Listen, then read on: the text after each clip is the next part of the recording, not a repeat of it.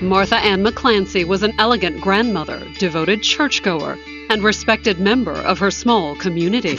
She was the quintessential Southern lady, a very quiet, lovely, helpful person. We all cared a great deal for her. And it was clear that her husband of more than 10 years was devoted to her. Bob made my mom happy. He did everything he could to show his love for her. But their marriage would end suddenly with a shocking discovery. He has a loaded firearm in his hand and a bottle of pills in the other. Did Bob take his own life after losing a struggle with his personal demons? Bob served in the Vietnam War, and due to that, he did have PTSD. Was there reason to suspect the man who found Bob? He was Bob's best friend, and they had become so close. He stole hundreds and hundreds of thousands of dollars of taxpayer money. Or would years of suspicion and investigation reveal that Bob's devoted wife had secrets of her own? I couldn't believe that my mom would be capable of doing such a thing. Something went on in that house, and it's not right. Tellico Plains, Tennessee, May 15, 2006. It was a peaceful spring afternoon in this town of 800, nestled in the foothills of the Great Smoky Mountains. Tellico Plains is a very small town adjacent to the National Forest, very private, very intimate little town. But at 5 o'clock that afternoon, Monroe County 911 received a distressing call from one local resident. Hey, what's the problem, sir? I just walked into the residence. It's the McClancy residence. Mr. McClancy appears to be expired. The caller was 52-year-old Charles Chuck Kazmarzik, and he had just discovered the body of his friend, Bob McClancy. He stated that he had found him dead on the scene, what appeared to be a suicide. He has a loaded firearm in his hand and a bottle of pills in the other. As Chuck explained, it wasn't exactly a surprise that the 56-year-old Vietnam veteran had killed himself. Within the last 2 weeks, he has had 2 confirmed overdoses, and he was just released from the psych unit at Johnson City VA Medical Center on Saturday. Mr. McClancy suffered severely from post-traumatic stress issues. And according to Chuck, he'd stopped by to check on his friend because he knew all too well how fragile Bob was. He was Bob's best friend, and they had become so close, and that they were suffering from the same PTSD. And when deputies from the Monroe County Sheriff's Department arrived on the scene a few minutes later, they found the 56-year-old Vietnam veteran exactly as his friend had described. Officers found Bob passed away in his recliner.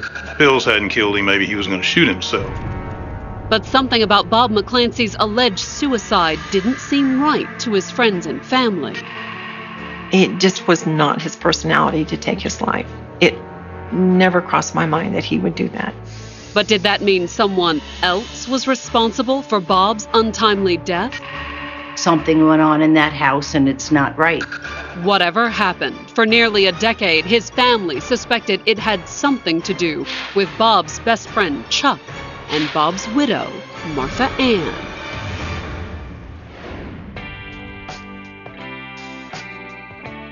Born in 1949, Martha Ann Fry started life not far from the Smoky Mountains in Alcoa, Tennessee. She said that she had grown up in Alcoa, a southern town with loving parents, very, very normal, just everyday American. Smart and ambitious, Martha Ann excelled in school. She was an honor student. She won lots of awards for future homemakers of America. She always wanted everyone to think that she was the best. And after graduation, Martha Ann attended college in nearby Knoxville. She met my father at the University of Tennessee. They both wanted to excel in life. The couple married while still in college, but after her husband graduated, Martha Ann dropped out. She always wanted to be a homemaker. She kept an immaculate house, and she prepared meals. Soon after the wedding, her husband's new job led the couple to move to Sarasota, Florida, where they started a family. They decided to adopt a child, which was myself. I was 3.5 to 4 years old when they had my brother. But when her husband was between jobs, Martha Ann had to give up being a homemaker. She found a job with the Manatee County Sheriff's Department, where she would meet a man who would change her life. Born the same year as Martha Ann, Bob McClancy was another Florida transplant. We grew up in Maspeth, Queens, up in New York. After high school, Bob skipped college and volunteered for the Marine Corps at the height of the Vietnam War. He served more than one tour in Vietnam. He was in combat a lot. Honorably discharged from the Marine Corps, Bob returned to Queens and tried to put the experience behind him. When he came back, he didn't really talk about it all that much. Bob married briefly, but moved to Florida after the marriage ended in divorce and took a job with the Manatee County Sheriff's Department, where the former Marine proved popular with his coworkers. Bob is a very outgoing, life of the party type person. Bob was very jovial. You never seen him when he, wasn't smiling or cutting up or, having fun. And he soon struck up an unlikely friendship with his much more reserved coworker, Martha Ann. She was the quintessential Southern lady. Hair was always done, makeup was always on, beautifully dressed. She was a very meticulous person. She was kind of like a very strict type person. I didn't expect my brother to be with somebody like that. But opposites attracted, and the couple fell in love, despite the fact that Martha Ann was married with 2 children. I had just turned 13. She had been gone for several weekends and wanted me to go meet her friend that she had been staying with. She said not to tell my father that we were going. And Bob made a great first impression. We liked him. The first day I met him, he took us out on his boat fishing. Once Bob had won over her sons, Martha Ann officially ended her marriage. My mom almost immediately filed for divorce. Bob McClancy moved into our home, and he became a stepfather. And in 1995, Bob and Martha Ann married. Bob made my mom happy. He did everything he could to help her and to show his love for her. The couple spent the next 4 years in Sarasota. She was very doting. She seemed to be very, affectionate of Bob, take care of whatever Bob needed. They seemed happy. They had good times. They got along good. But almost from the beginning of their marriage, Bob was dreaming of leaving Florida. Bob wanted to move to the mountains and have a small farm. He wanted to get away from the hustle and bustle of city life. And in 1999, after 8 years together, with Martha Ann's sons grown, the couple moved to Tellico Plains, Tennessee, tucked in the Smoky Mountain foothills an hour south of her hometown. They purchased a retirement home / cabin with some acreage. He had pigs and goats and chickens and just had a great love for animals. But since he left the Manatee County Sheriff's Department at only 49, Bob was more than able and willing to keep working. He originally wanted to work for the local sheriff's department, but they just didn't have any place at the time. So he started doing odds and ends and farming type work. Martha Ann, also 49, took a job in a neighboring town to help support the couple. She worked for a company in Sweetwater and traveled back and forth every day. They needed some extra money to make ends meet. The couple also joined a local church where Martha Ann became very active. She just was a very quiet, lovely, helpful person. And we all cared a great deal for her. And by 2006, after 7 years in Tellico Plains, the couple had more than settled into their new home. It was a very simple life up here in Tennessee, but they seemed to like that lifestyle. However, Martha Ann and Bob's quiet country life was about to come to an abrupt end. Coming up, did Bob's PTSD push him to the breaking point? He was having some reoccurring nightmares. Or did someone else have a hand in his death? Well, it very much suggested that the scene had been staged.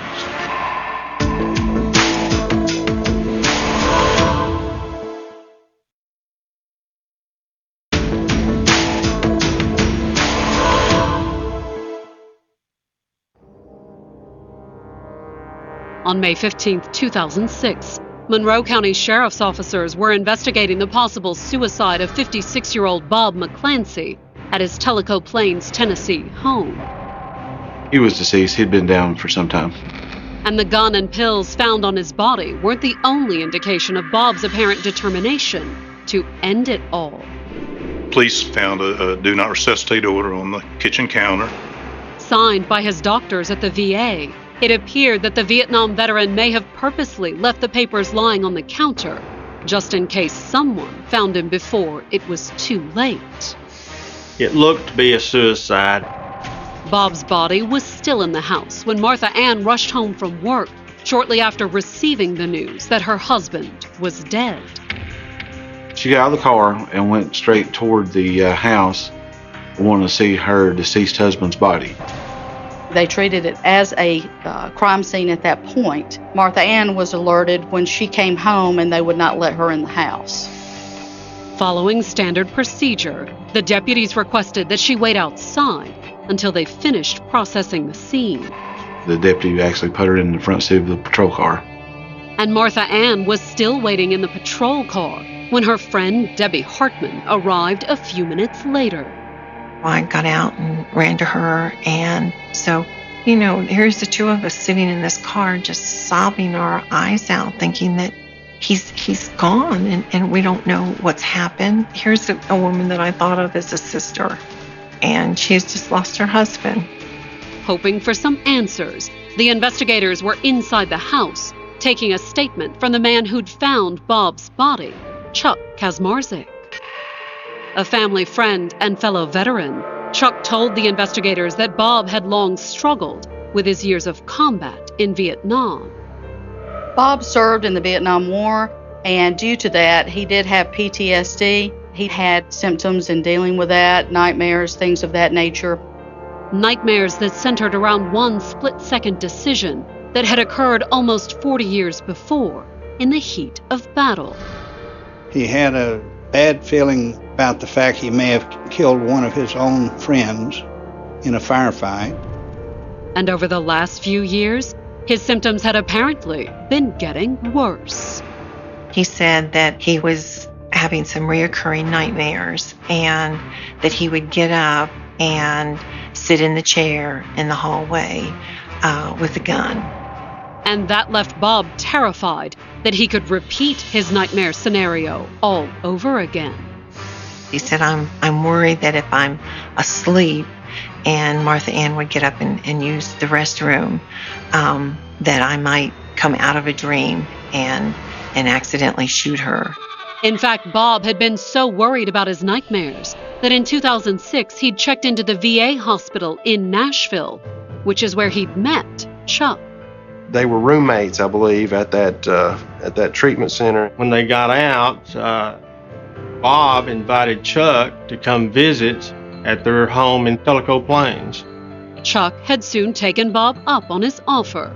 Bob was introducing Kazmarzik to Martha McClancy as his brother and his new best friend, and that's how the relationship started between all three of them, that they'd become friends. They saw one another regularly, too, since Chuck only lived an hour and a half away. Chuck was from Knoxville. They just became very close. It may have been a good thing Chuck was so close by. According to what Chuck told the investigators, Bob's PTSD symptoms were getting worse despite his time at the VA. His demeanor changed. He became very antagonistic, argumentative, and people knew that something was wrong with Bob, but they had no way of knowing what it was. It got so bad, according to Chuck, that Bob had rarely left the house, so he'd stepped in to lend a hand.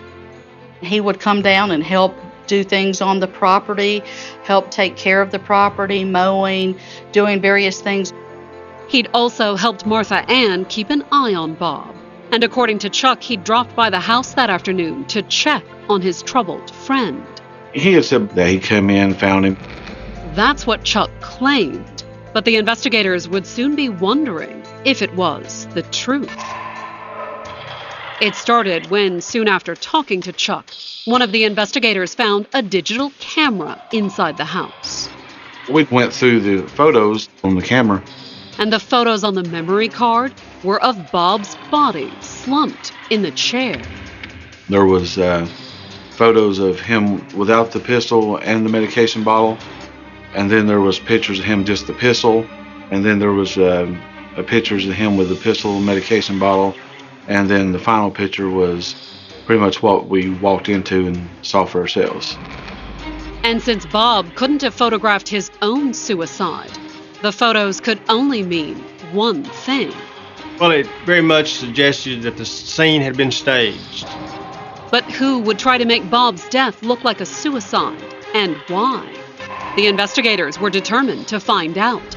And since the camera belonged to Chuck, their next step was obvious. Sheriff Watson walks out with Chuck Kaczmarzyk in handcuffs, literally right past where we were sitting in the car. And then Martha Ann goes ballistic about, well, why are they arresting him? She says Chuck was his best friend. Chuck would never do anything to harm Bob. Never.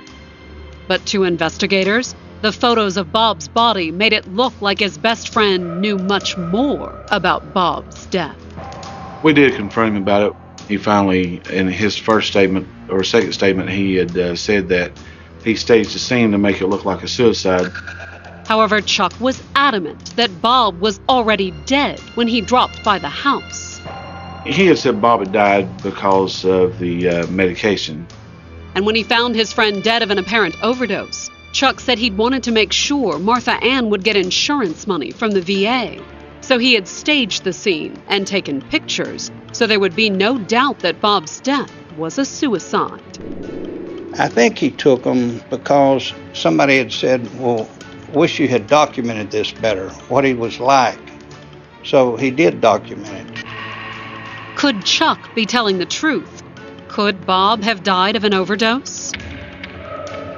Investigators brought Martha Ann in to ask her a few questions about her husband. And she told them that Bob had been on antidepressants for his PTSD and that he'd been abusing the medication. She said that if he took one pill and it made him feel better, that if he would take 2 or 3, his thought process was that he would really feel good. And Martha Ann said that thought process had led to some dangerous results. She said he had had 2 previous overdoses. They had to get in the car and take him to the hospital. Martha Ann's account of her husband's drug problems appeared to check out. There were medical records that showed that Bob McClancy had been overdosed several times and taken to a hospital. And based on the medical examiner's findings, Bob's death seemed to fit the overall pattern. The autopsy report said my brother had died of an overdose of drugs. Whether it was actually a suicide or merely an accidental overdose was tough to say. But the apparent lack of any foul play in Bob's death didn't mean that Chuck was off the hook just yet. He was charged with tampering with evidence. Martha Ann was incensed by the charges and tried to rally support for Bob's friend. She's angry that Chuck had been arrested, and she was trying to find Chuck an attorney. But in the end, the charges were dropped. Those charges were dismissed because the Monroe County Sheriff's Department did not have a search warrant when they initially looked at those photos on the camera. And with that, any investigation into Bob's death and its aftermath quietly died. Coming up, Martha Ann tries to rebuild her life. You hear people in the communities talking. And her son makes a troubling discovery. My mom had a lot more to do with this.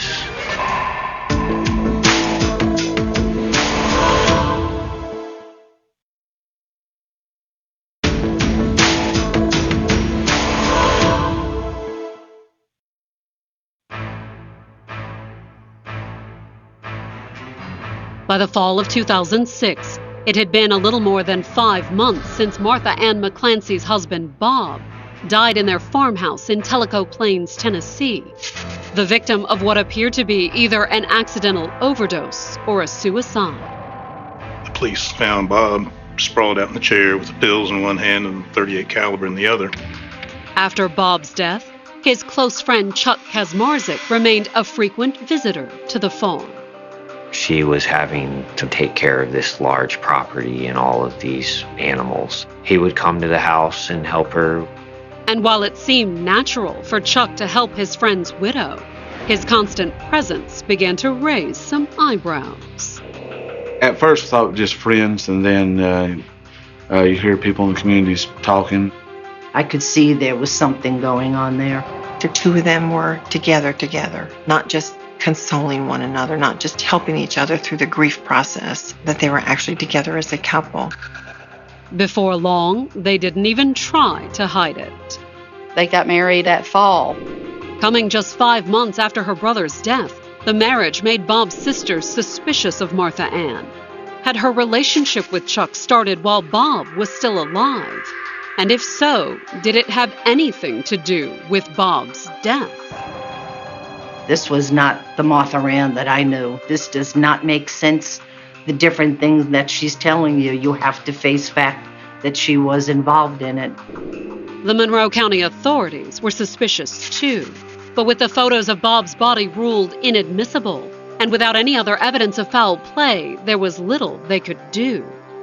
Law enforcement was not able to go forward with any type of prosecution. Free to make a fresh start, Martha Ann and Chuck bought a motor home and spent the next several years traveling. They would tour the country in this expensive motorhome and take cruises and live a very lavish lifestyle, just going from one reunion to another. Speaking at events and giving seminars and advice to veterans based on all of his experiences and credentials. Chuck's credentials certainly sounded impressive. 2 Purple Hearts, 2 Distinguished Flying Crosses, and 2 Silver Stars earned during his years in the Air Force. The Silver Star is probably the second highest award for valor in the military. He was this decorated war hero. And wherever her war hero went, Martha Ann was always along for the ride.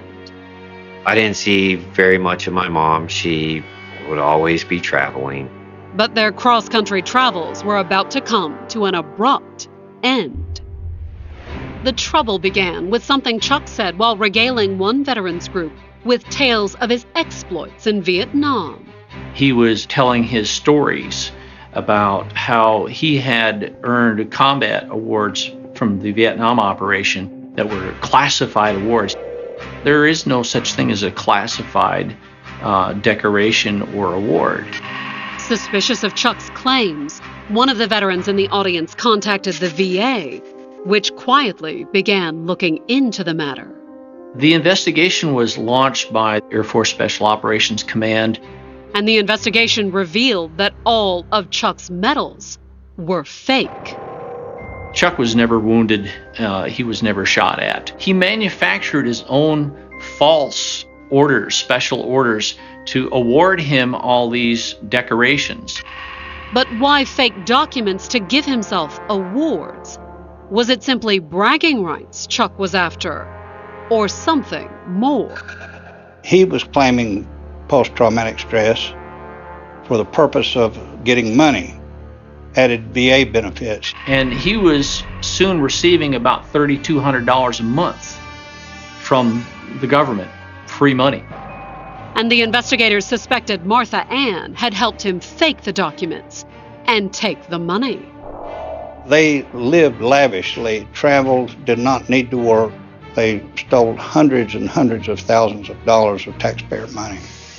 How in this universe it ever came to be that 2 absolutely evil people that were just so crooked would come together is just, it's just kind of hard to fathom.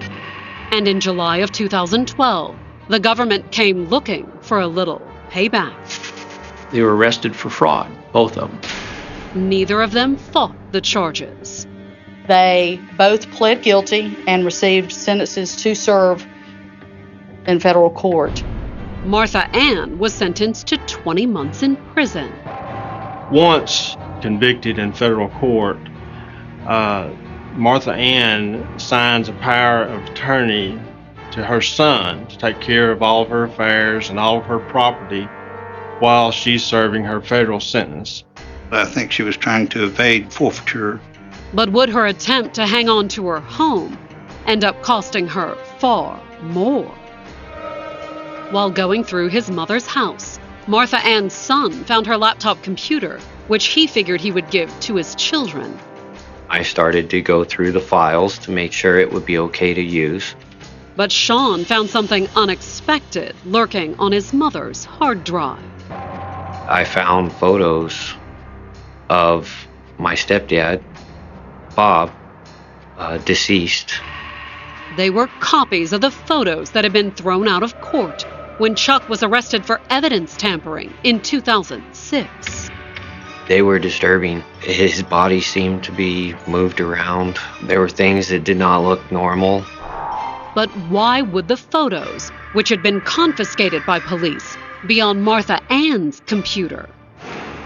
Did the fact that Martha Ann had the pictures mean Chuck hadn't acted alone? I didn't know that my mom had anything to do with these pictures. Could the pictures mean his mother had been involved in Bob McClancy's death? Concerned, Sean contacted the authorities. I realized this is not something that I or my family should be looking at. The Monroe County authorities reopened the case because the implication that Martha Ann might have helped Chuck pointed to the possibility that together they had done more than just stage the scene after Bob's death. We were taking a very close look at Martha Ann being a part of the conspiracy to kill Bob. In fact, Bob's sisters suspected Martha Ann might have been more than just a co-conspirator. She was a very smart woman, so I could picture her planning something out like this and Chuck going along with it. Mastermind or not, the investigators needed some proof that Martha Ann was involved. So they asked her son to make a phone call to Martha Ann while they listened in. And he agreed, hoping that she might clear her name in the process.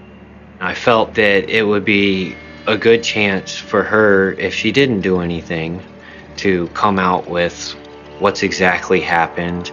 But then he made the call and told his mother about the pictures he'd found. I asked her, what should I do with them? She said, delete them. Delete as much as you can off of the computer. I felt that my mom had a lot more to do with this than what she said. That realization was devastating. I couldn't believe that my mom would be capable of doing such a thing. But would it be enough to convince a jury? Hoping for more leverage, the investigators reached out to Chuck, who was serving 30 months in federal prison on fraud charges. And Chuck gave them more than they expected. Chuck Kazmarzik said that Martha Ann wanted to get rid of Bob. And according to Chuck, Martha Ann was determined to get what she wanted, even if it meant cold-blooded murder. Chuck Kazmarzik, in his statement, said that Martha Ann was crushing up Bob's medication and putting it in his food. According to Chuck, she had called it magic dust.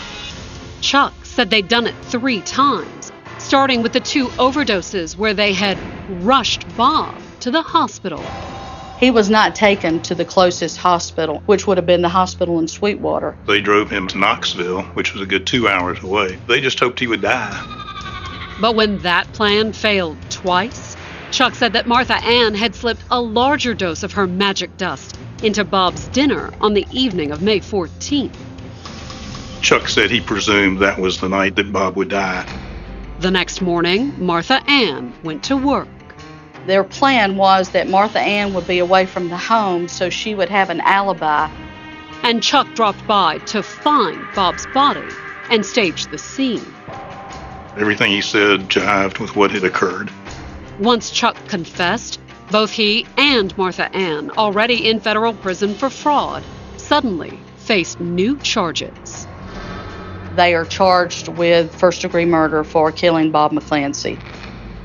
We were very confident that we had a very good case. But it all depended on the word of a convicted con man. Coming up, can Chuck close the deal? We knew the jury wasn't going to like him. Or will Martha Ann's testimony make the difference? When she finally took the stand, I think everybody was kind of relieved. They wanted to hear her side.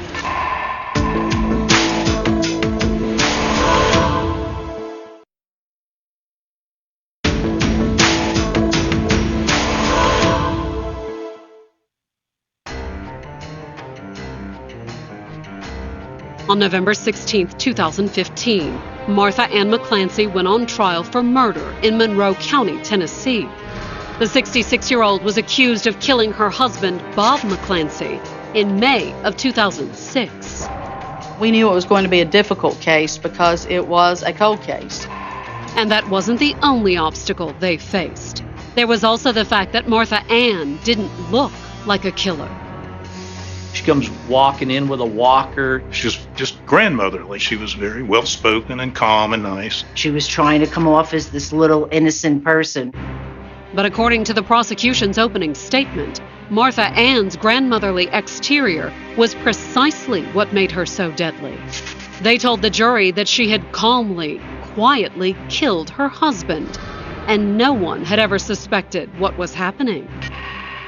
Bob McClancy died by being over-medicated with his PTSD drugs. She would take those drugs and grind them up and put them in his food. And why did she do it? The answer was simple, according to the prosecution. Prior to the death of Bob McClancy, Martha Ann and Chuck Kaczmarzyk started having an affair. And according to the prosecutors, having an affair wasn't enough for Martha Ann. She decided she'd rather be with Chuck than with her husband. She wasn't as much of a homebody as Bob was, and so I believe that she felt Chuck had all these experiences. I think he was just very charming to her, and I think she saw an opportunity in Kaczmarzyk that she didn't see in Bob at that point. It was typical love triangle, and Bob had to go. So why not just get a divorce? According to the prosecution, Martha Ann didn't consider that an option. She wanted everything now. And she had the means to get it, too. When Bob McClancy was having health issues, he had given power of attorney to Martha Ann. She borrowed it. It's a cut and paste to create this will. And the prosecution claimed that the forged will Martha Ann created had given her almost everything. In that will, Bob's daughter had received only $1. His sister had received only $1. She sent the $1 to each one of them, telling them that that's what Bob had wanted. In addition to the revelations about Bob's will, the prosecutors called Martha Ann's son to testify about how he'd found the pictures of Bob's body on his mother's computer. Testifying against my mom was one of the worst and hardest things that I've had to do. The prosecutors also called Martha Ann's former friend, Debbie Hartman, to the stand. She testified about Martha Ann's relationship with Chuck. I don't know if the attraction was there instantly. I do believe that the affair started while Bob was still alive. But the prosecution's star witness was Martha Ann's alleged co-conspirator, the man she'd allegedly killed Bob to be with, Chuck Kaczmarzyk. It was Chuck's confession that had led to Martha Ann's arrest in the first place. He totally ratted out Martha Ann. He was charged with first-degree murder and conspiracy to commit first-degree murder, just like Martha Ann. But since they needed his testimony against Martha Ann, the prosecutors had offered Chuck a deal. That he would testify truthfully and plead to 25 years on conspiracy. We would not charge him with murder. The reason was because she is the one that actually gave the dose. Chuck had taken the deal, and by the time Martha Ann's trial began, he was already serving a 25-year sentence for the conspiracy charge. We knew the jury wasn't going to like him, but he was an essential part of this case. And as he took the stand to testify against his wife, his honesty wouldn't win him any points with the jury either. We made no bones about it that Chuck Kaczmarzyk is an awful person. He's a con man. But sometimes con men have to come forward and tell the truth. And that's what Chuck proceeded to do. When Chuck arrived at the residence that afternoon, in fact, Bob was still alive. In fact, Chuck claimed that his friend wasn't just alive, he was still conscious. Chuck found Bob in the bathroom floor, and Bob asked Chuck to help him up. On the stand, Chuck described how he'd wrestled his dying friend into a recliner before sitting back and coldly doing nothing. Bob was still alive when he found him, and he let him pass away, then called 911. However, as awful as Chuck's story sounded, was it the truth? In the defense's open, Martha Ann's attorney argued that she was innocent. She is a victim of Charles Kaczmarzyk's fraud, just as the government was. And the defense claimed that Chuck had turned on her and accused her of Bob's murder in order to take revenge on Martha Ann. When Kaczmarzyk had pled guilty to the federal crimes, Social Security fraud and those veterans fraud, my client had obtained a lawyer and served him with divorce papers. In other words, Chuck's so-called confession was simply his way of punishing Martha Ann for divorcing him. Shortly after Mr. Kaczmarzyk was served with divorce papers from Miss McClancy, that's when he gave a statement to law enforcement incriminating her. But now the defense said Martha Ann saw Chuck for what he was, a con man. And she took the stand to defend herself from what she claimed were nothing but lies. When she finally took the stand on the fourth day, I think everybody wanted to hear her side. In her testimony, Martha Ann professed her innocence. She's always maintained that she doesn't really know what happened to her husband. Although, if anything, she believed that Bob's death was just a tragic, accidental overdose. She honestly believes that he had these issues and problems with his medications. And according to Martha Ann's testimony, she would never have done anything to hurt Bob. Martha maintained that even though Mr. McClancy had some issues and problems, that he was the love of her life, and she wanted to continue to be married to him and help care for him. She tried to get up there and claim she was the poor widow. But in the end, it would be up to the jury to decide. Was Martha Ann telling the truth, or was she pulling yet another con job? There's nothing that she has ever told me that I have not questioned in my mind. There's nothing that she ever told me that I now believe. Coming up, the jury reaches a decision. It was a total surprise. And Bob's family reacts to the outcome. I can't say I was happy.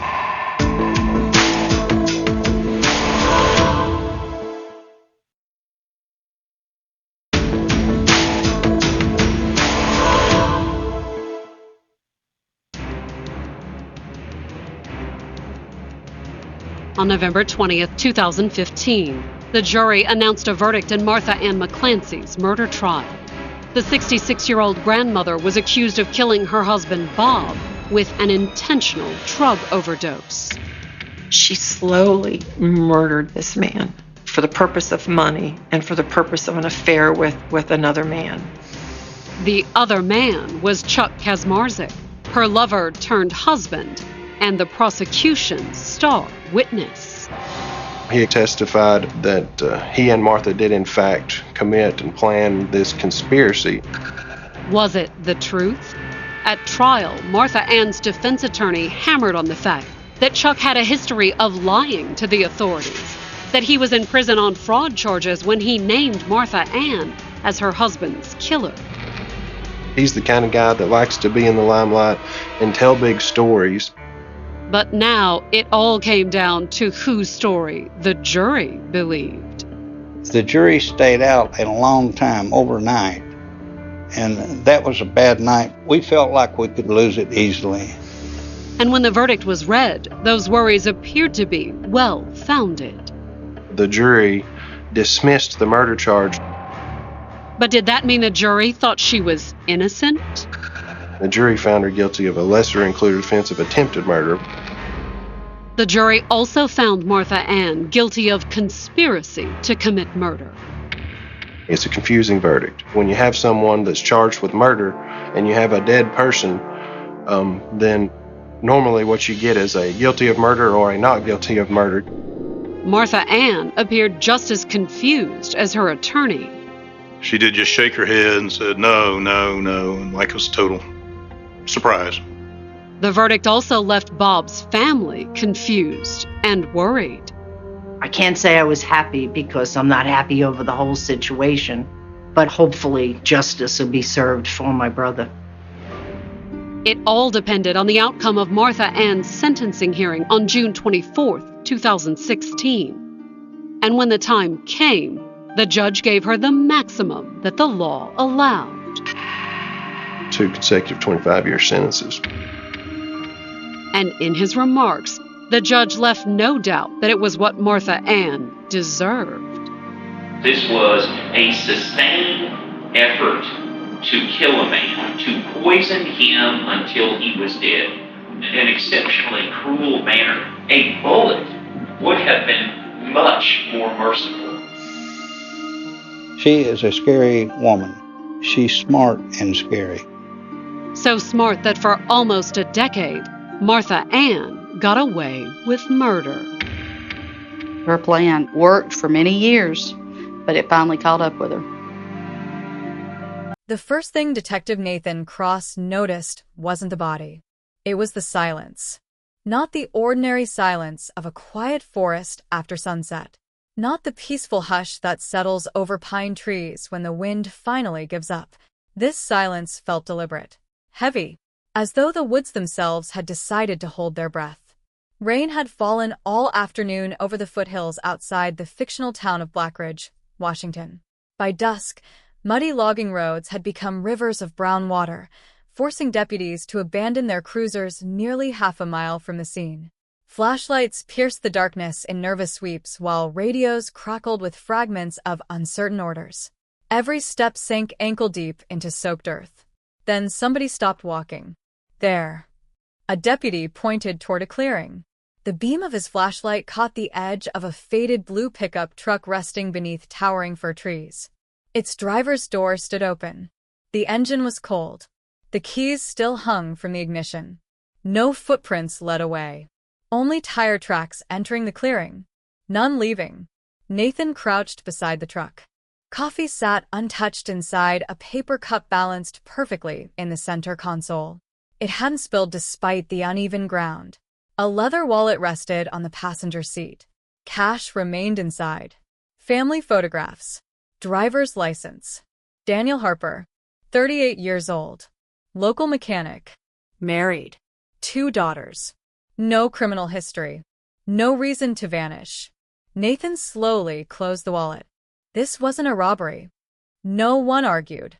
20 yards beyond the truck, another flashlight illuminated something lying among wet leaves. A wristwatch. Its crystal shattered. The hands frozen forever at 6:42. Nearby rested a single boot. Daniel's size. Daniel's brand. No second boot. No trail of blood. No torn clothing. No obvious signs of violence. It looked less like a crime scene and more like a story interrupted in the middle of a sentence. The search continued through the night. Search dogs circled the clearing before stopping abruptly near an old logging trail. They barked, whined, refused to move farther. Handlers tried repeatedly. Each dog reacted the same way. It was as if Daniel Harper had simply ceased to exist beyond that point. The official report called it an unexplained disappearance. Residents called it something else. Impossible. Within days, rumors spread through Blackridge. Hunters claimed they heard a man shouting deep inside the forest long after search teams had left. Teenagers reported seeing headlights weaving between abandoned logging roads where no vehicles could possibly drive. An elderly woman insisted she watched Daniel standing outside her kitchen window 3 weeks after he vanished. When deputies investigated, no footprints. No fingerprints. Nothing. Time moved forward. The investigation didn't. Hundreds of interviews produced nothing useful. Daniel's wife repeated the same answer every detective dreaded hearing. He wasn't afraid of anyone. Friends agreed. Co-workers agreed. Neighbors agreed. Daniel fixed engines. Coached Little League. Volunteered during community fundraisers. Ordinary people don't simply disappear. But every cold case begins with something ordinary. Months passed. Evidence shelves slowly filled. Plastic bags. Photographs. Maps. Audio interviews. Every new lead collapsed into another dead end. Then something strange happened. Evidence began disappearing. Not entire boxes. Individual pieces. One photograph. A cassette interview. A page from a witness statement. Each disappearance seemed too small to notice. Until someone noticed. Evidence clerk Linda Brooks reviewed inventory during a routine audit. 3 items no longer matched official records. She assumed clerical error. She searched again. Then again. Nothing. The evidence hadn't been misplaced. It had been removed. Except nobody had signed it out. Internal Affairs quietly reviewed security logs. No forced entry. No broken locks. No surveillance cameras captured unauthorized access. The evidence room had remained secure. Officially, the missing items were written off as documentation mistakes. The investigation continued. Or rather, pretended to continue. By 1987, Daniel Harper's disappearance had become another forgotten file stacked among hundreds of unsolved cases. New detectives inherited old paperwork. Names blurred together. Witnesses moved away. Memories faded. The forest remained silent. Years became decades. Children who remembered helicopters circling above the trees became adults raising children of their own. The logging company closed. Roads disappeared beneath moss and blackberry vines. Blackridge slowly forgot the week everyone had searched for Daniel Harper. Everyone. Except one person. Retired Detective Samuel Reeves. He had worked the original investigation in 1984. Every anniversary, he drove alone to the clearing. He never explained why. He simply stood beside the old logging road for several minutes before leaving without speaking to anyone. People assumed guilt. Others assumed grief. He corrected neither. In the spring of 2022, Samuel collapsed while organizing boxes inside his garage. His daughter called an ambulance. Doctors expected a full recovery. While searching for insurance documents, she discovered something unexpected hidden beneath a loose floorboard. A weathered cardboard box. No labels. No dates. Inside rested dozens of copies of documents missing from the Harper investigation. Witness interviews. Crime scene photographs. Handwritten notes. Maps marked in red ink. Cassette tapes. Every item officially listed as lost decades earlier. At the very bottom lay a sealed envelope addressed in shaky handwriting. To whoever reopens Daniel Harper's case.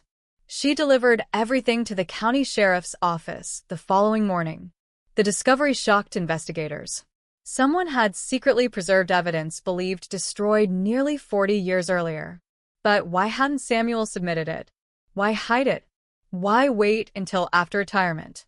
The case was immediately reopened. Assigned to Detective Nathan Cross, 42 years old, methodical, patient, known for solving cases everyone else abandoned. He spent 3 straight days reading every recovered document. Thousands of pages. Most repeated familiar facts. Then he reached Samuel's handwritten notebook. Unlike official reports, these pages contained thoughts never entered into evidence. Questions. Doubts. Names circled repeatedly. One page stopped Nathan cold. Written across the center in large block letters were 7 words. The evidence isn't missing. It was moved. Nathan turned the page. Blank. Another page. Blank. Then the final sheet. Only one sentence. Start with Locker 214. Locker 214 wasn't listed anywhere in the official case file. Nathan searched every report from 1984 twice. Nothing. No evidence locker carried that number. No witness mentioned it. No detective's notes referred to it. It was as if Samuel Reeves had expected someone to understand a reference that no longer existed. The county records department occupied the basement of the old sheriff's office, a building that had survived 4 renovations since the Harper investigation. Corridors smelled of aging paper, machine oil, and damp concrete. Metal shelving stretched into dim corners where forgotten cases gathered dust beneath flickering fluorescent lights. Nathan found Eleanor Briggs exactly where everyone said she would be. 81 years old. County archivist. 46 years preserving records. If a document had ever existed inside the building, Eleanor probably remembered where it had lived. He placed Samuel's notebook on her desk. She adjusted her glasses. Read the sentence once. Then quietly leaned back. I haven't heard that number in almost 40 years. Nathan looked up. So it means something. It used to. She disappeared into a storage room and returned pushing an old steel cart carrying brittle floor plans of a sheriff's office before the 1991 renovation. She spread them across the table. There. Near the bottom corner of the original evidence room stood a narrow hallway that no longer existed. At its end, Locker 214, a single oversized storage compartment built into the wall. Nathan frowned. What was kept there? Eleanor hesitated. Evidence too large for standard storage. Furniture. Machinery. Vehicles. And sometimes, she paused, that items investigators didn't want disturbed. What happened to it? The hallway disappeared during renovation. Sealed behind concrete. Nathan stared at the blueprint. Someone hadn't removed Locker 214. Someone had buried it. Within 24 hours, the sheriff approved a structural inspection. Construction crews carefully removed drywall from the basement corridor shown on the old plans. Behind 30 years of concrete and insulation, a steel door emerged. Paint peeled from its surface. Rust covered the hinges. The faded number remained barely visible. 214. No record explained why the hallway had ever been sealed. No maintenance order authorized the work. Officially, it had never happened. The locksmith struggled for nearly an hour before the mechanism finally surrendered with a deep metallic crack. Cold air escaped from the compartment. Dust floated into the flashlight beams. The locker had remained untouched since the late 1980s. Inside sat only 3 objects: a broken wooden chair, an evidence box, a reel-to-reel tape recorder. Nothing more, nothing less. The evidence box carried Daniel Harper's case number. Its official inventory sheet claimed the contents had been destroyed during flooding in 1989. The paperwork had been signed, approved, Archived. yet here it was. Perfectly dry. Perfectly preserved. Nathan carefully lifted the lid. Inside rested photographs no one had seen in decades. Close-up images of tire tracks, boot impressions, tree markings. Then something that had never appeared in any official report. A Polaroid photograph showing a second vehicle parked behind Daniel Harper's pickup. A dark sedan. No license plate visible. The photograph had never been cataloged. Someone had hidden it before the investigation officially began. Eleanor quietly whispered, "I never saw that." Neither had anyone else. The reel-to-reel recorder looked even older than the evidence box. A strip of masking tape covered one reel. Handwritten in black marker. Interview 17, never filed. Nathan exchanged a glance with the forensic technician. No one spoke. The tape was transferred to digital format before playback. Static filled the room. Then a man's voice emerged. Young, breathing hard, nervous. I didn't tell them everything. Several seconds passed. I couldn't. Another pause. If this recording ever gets played. Then something happened to Detective Reeves. Nathan leaned forward.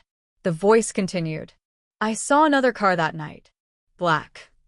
Four-door. It was already parked when Daniel arrived. I recognized the driver. Silence. Heavy breathing. I told Detective Reeves. He believed me. The witness inhaled sharply. We never did. The recording suddenly stopped. Not because the interview ended, because someone had physically cut the tape. Nearly 6 minutes were missing. Nathan replayed the final sentence several times. One detail stood out. The witness hadn't said he forgot. He hadn't said police ignore him. He had said something far stranger. We never did. As though the conversation had been interrupted by someone else. The forensic lab examined the tape under magnification. Fresh cuts. Not accidental. Made deliberately with a razor blade. Years ago. Someone had removed exactly the portion identifying the driver of the mysterious sedan. Late that evening, Nathan returned alone to locker 214. The compartment was empty now. Or so he thought. As he swept his flashlight across the back wall, the beam caught something almost invisible. Tiny pencil marks scratched into the steel. Not random. Coordinates. A date. And 4 words. He watched the evidence. Nathan copied the coordinates before anyone else arrived.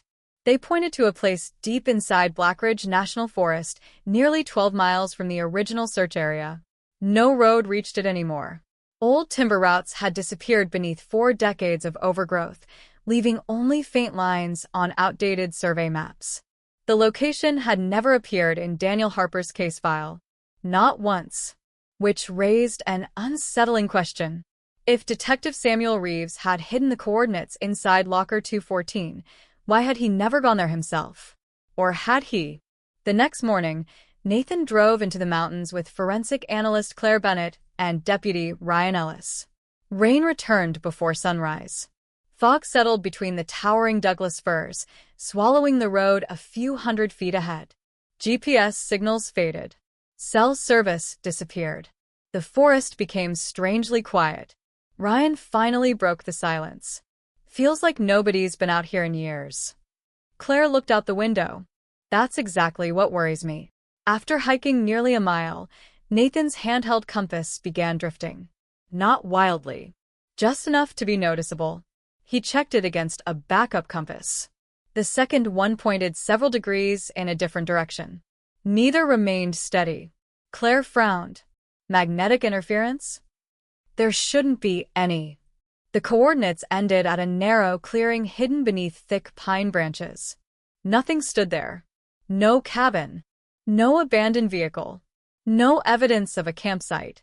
Just a circle of moss-covered stones surrounding an old concrete foundation. Whatever building had once stood there had vanished decades ago. Nathan slowly walked the perimeter. His flashlight reflected off something buried beneath leaves. A rusted metal sign. Most of the lettering had disappeared. Only a few words remained readable. State evidence. The rest had corroded away. Claire brushed away more dirt. The concrete foundation wasn't part of an ordinary structure. Steel reinforcement bars protruded from broken edges. Underground. Something had existed beneath the surface. Ground-penetrating radar confirmed it within minutes. A rectangular chamber rested nearly 10 feet below them, roughly the size of a small storage room. Completely sealed. County officials approved an emergency excavation. By sunset, construction crews had exposed a reinforced steel hatch hidden beneath decades of soil and roots. No government record mentioned the chamber. No construction permit existed. Officially, it had never been built. The hatch opened with surprising ease. Someone had maintained the hinges. Fresh grease coated the mechanism. Nathan looked at Claire. Someone's been here. Recently. A narrow staircase descended into darkness. The air below felt cool and dry. Emergency lights mounted along the ceiling remained intact despite their age. None worked. Dust covered every surface. Except one set of footprints. Boot prints. Modern. Only a few days old. The chamber contained rows of metal shelving. Most stood empty. Labels remained attached. Case files. Photographs. Audio recordings. Personal effects. Everything that should have been there was gone. At the center of the room stood a heavy wooden desk. Unlike the shelves, it contained a single object, a cassette tape. No case number. No evidence tag. Only a handwritten label. If you found this, you're too late. Back at the sheriff's office, audio technicians restored the aging tape. The voice belonged to Samuel Reeves, older than in the surviving department recordings. Calm. Measured. Resigned. If this tape reaches another detective, then the room has already been emptied. Nathan exchanged a glance with Claire. Samuel continued. I couldn't stop them. I only slowed them down. The tape crackled. I made copies whenever I could. I hid what mattered. They found most of it, but not everything. Another pause. You'll think this case is about Daniel Harper. It isn't. He was simply the first person who noticed. Nathan leaned closer. First person who noticed. Not first victim. Not first suspect. Samuel's breathing became heavier. They've been removing evidence for years. Different cases. Different counties. Always the same pattern. No headlines. No mistakes. Just silence. The recording abruptly distorted. A loud metallic sound echoed in the background, like a heavy door closing. Samuel spoke faster. If anything happens to me, don't trust the inventory. Don't trust archived reports. And whatever you do. The tape skipped. Static consumed several seconds. Then one final sentence emerged clearly. Define the photographer. The cassette clicked. End of recording. Nobody in the room spoke. Claire finally broke the silence. Photographer. Nathan was already reviewing the recovered Polaroid of the mysterious black sedan. Every official crime scene photograph carried a photographer's stamp. Every one except that picture. No initials. No department seal. Nothing. Someone outside the investigation had taken it. Someone who had seen the second car. Someone who had never come forward. Late that night, Nathan sat alone comparing every document recovered from Locker 214. One detail suddenly stood out. Every missing photograph. Every missing tape. Every altered report had disappeared on exactly the same day. October 11th, 1987. The date meant nothing to anyone else. Until Eleanor Briggs searched the county archive. She looked up from an old newspaper with a troubled expression. October 11th. Nathan waited. That's the day the evidence building caught fire. Nathan frowned. But the reports say only one storage room was damaged. Eleanor slowly slid the newspaper across the table. The original headline told a different story. Mysterious overnight fire forces complete evacuation of Sheriff's Evidence Annex. Someone had rewritten history. And someone had wanted October 11th, 1987. Forgotten. The newspaper lay between them in complete silence. The official archive described the 1987 fire as a minor electrical accident confined to a single storage room. The original newspaper described something entirely different. Fire crews from 3 neighboring towns. Roadblocks surrounding the Sheriff's Evidence Annex. State investigators arriving before sunrise. Dozens of evidence boxes removed under armed supervision. 2 versions of the same event. Only one could be true.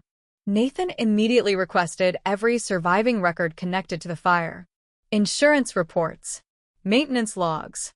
Dispatch recordings. Fire department reports. Most had vanished. Those that remained looked strangely incomplete. Entire pages had been removed with surgical precision. Dates skipped. Names disappeared. Signatures stopped halfway through reports. Someone hadn't destroyed the files. Someone had edited history. Claire examined the newspaper under magnification. There, near the bottom corner, rested a small credit line beneath one photograph. Photo by E. Calloway. Nathan looked up. The photographer. The county newspaper had closed nearly 20 years earlier. Its offices had long since become an empty brick shell overlooking Main Street. Dust-coated broken printing presses. Old filing cabinets leaned against cracked walls. Most had already been emptied before the building was abandoned. But one basement archive remained locked. The former publisher had forgotten to remove it. Or perhaps chosen not to. Boxes of aging negatives filled metal shelves from floor to ceiling. Thousands of forgotten images. Town festivals. School graduations. Traffic accidents. Political rallies. History sleeping inside yellow envelopes. Claire searched alphabetically. C. Calhoun. Campbell. Calloway. She stopped. One thin envelope remained. Inside rested 12 photographic negatives. Only 12. The matching contact sheet showed the same images published in the newspaper after the fire. Except, there should have been 13. The numbering skipped from frame 8 directly to frame 10. Frame 9 had been removed. Cut cleanly from the strip. Nathan held the negative toward the light. Whoever removed it knew exactly what they were doing. No accidental damage. No torn edges. A precise cut with professional equipment. The missing frame had been taken deliberately. Inside the envelope lay another surprise. A folded business card. Its print had faded badly. Staff photographer. Across the back, someone had scribbled an address. No city. No zip code. Only a cabin number. Route 6, Pine Hollow Road. County property records showed the cabin still belonged to Elias Calloway. Taxes had been paid every year. In cash. No forwarding address. No driver's license renewal. No voting record. No hospital visits. Officially, he hadn't interacted with the outside world in nearly 30 years. Yet someone continued paying his property taxes. The cabin stood alone beside an abandoned logging road. Smoke drifted lazily from the chimney. Nathan exchanged a glance with Claire.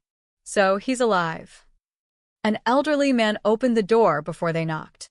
White beard. Weathered face. Camera hanging around his neck. He studied Nathan's badge without surprise. Took you long enough. Nathan froze. You knew someone would come? The old photographer nodded. I've been waiting since 1987. Inside, shelves overflowed with cameras, negatives, and carefully labeled film canisters.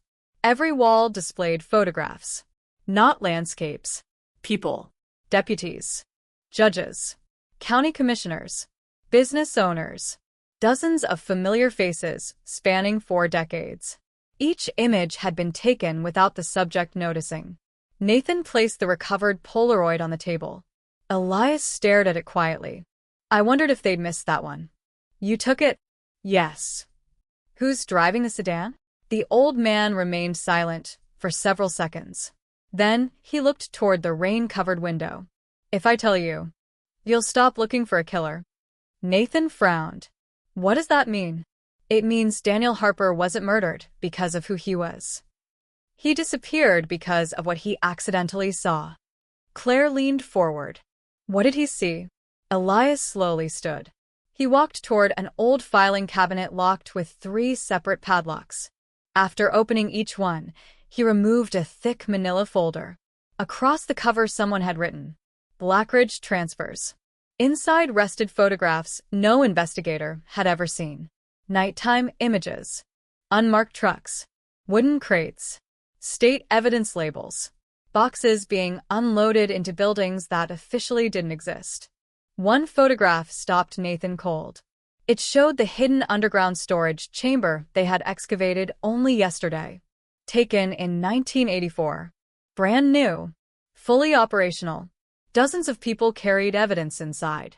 Nathan looked at Elias. What was stored there? The photographer's expression hardened. Not evidence. Nathan blinked. Then what? Elias answered without hesitation. Original evidence. Before Nathan could ask another question, headlights swept across the cabin windows. 3 black SUVs rolled silently into the driveway. No police markings. No license plates. Elias's face lost all color.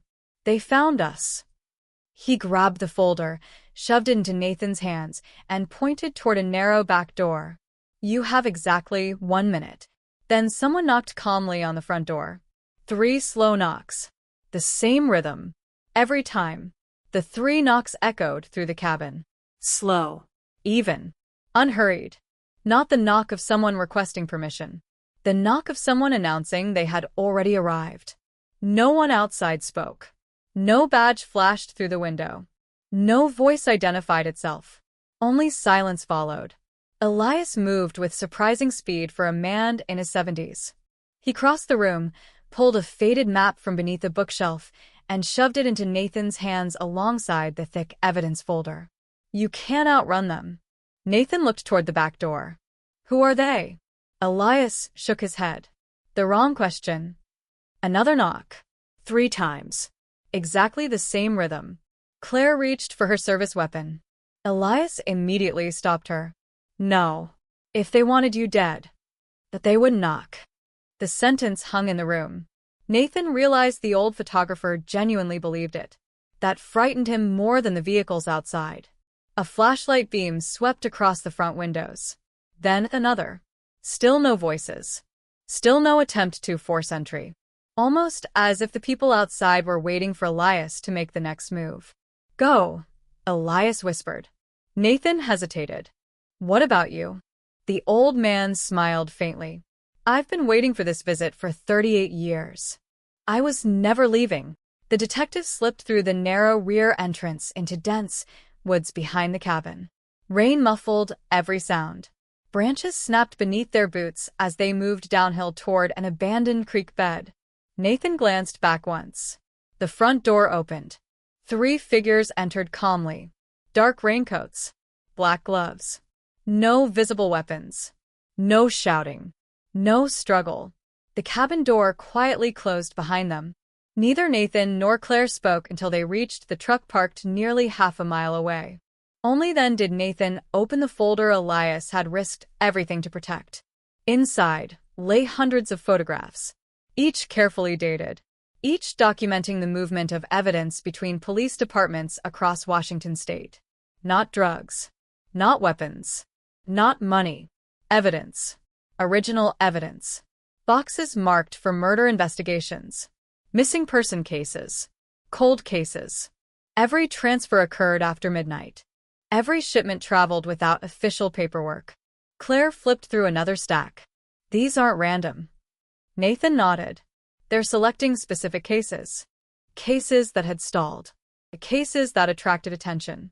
Cases that threatened influential people. Near the bottom of the folder rested a ledger. Handwritten. Column after column of case numbers. County names. Transfer dates. Destination. Most destinations had been replaced by a single code. B17. C04. A09. Only one entry included a real location. Warehouse 9. Blackridge Industrial Rail Yard. Transfer completed. October 10th, 1987. 1 day before the mysterious fire. Nathan immediately radioed the sheriff's office. Deputies surrounded Elias's cabin within 20 minutes. Too late. The house stood empty. No vehicles. No visitors. No photographer. Nothing. Inside, every photograph had disappeared. The filing cabinet was open. All 3 padlocks remained locked. There were no fingerprints except Elias's. No tire tracks survived the rain. It was as if the visitors had entered and erased themselves. The following morning, Nathan drove to the abandoned rail yard. Warehouse 9 stood near the far end of rusted tracks consumed by weeds. Windows boarded. Loading docks collapsing. According to county records, the building had remained vacant since 1985. Utility companies disagreed. Electricity bills had been paid every month, without interruption. For 37 years. Claire examined the heavy steel door. Fresh scratches marked the lock. Someone still used the building. Recently. The search warrant arrived shortly after noon. Deputies forced the entrance. Flashlights swept across a vast interior filled with towering wooden crates.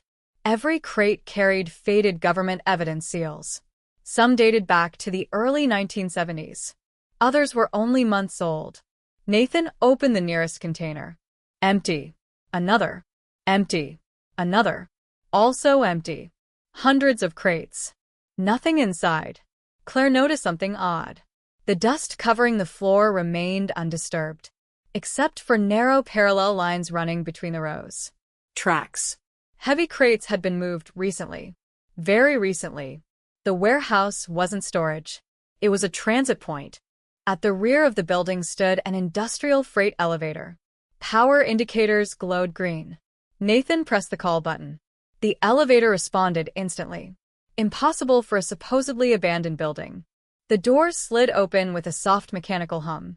Instead of a normal elevator car, a staircase descended into darkness below. Concrete walls replaced old brick.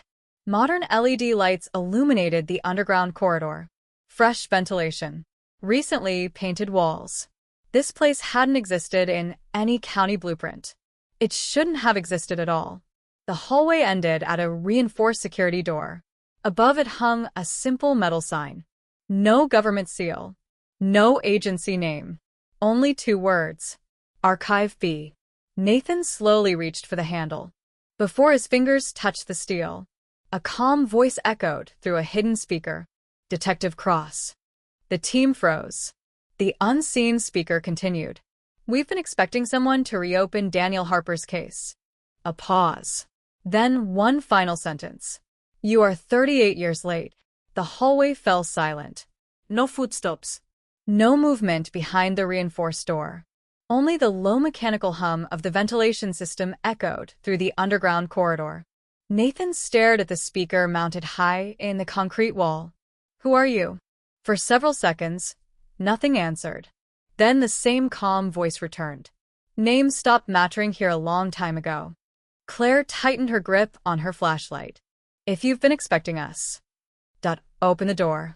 A faint electronic tone sounded. The heavy lock disengaged. The reinforced door slowly swung inward. Beyond it stretched a room unlike anything either detective had expected.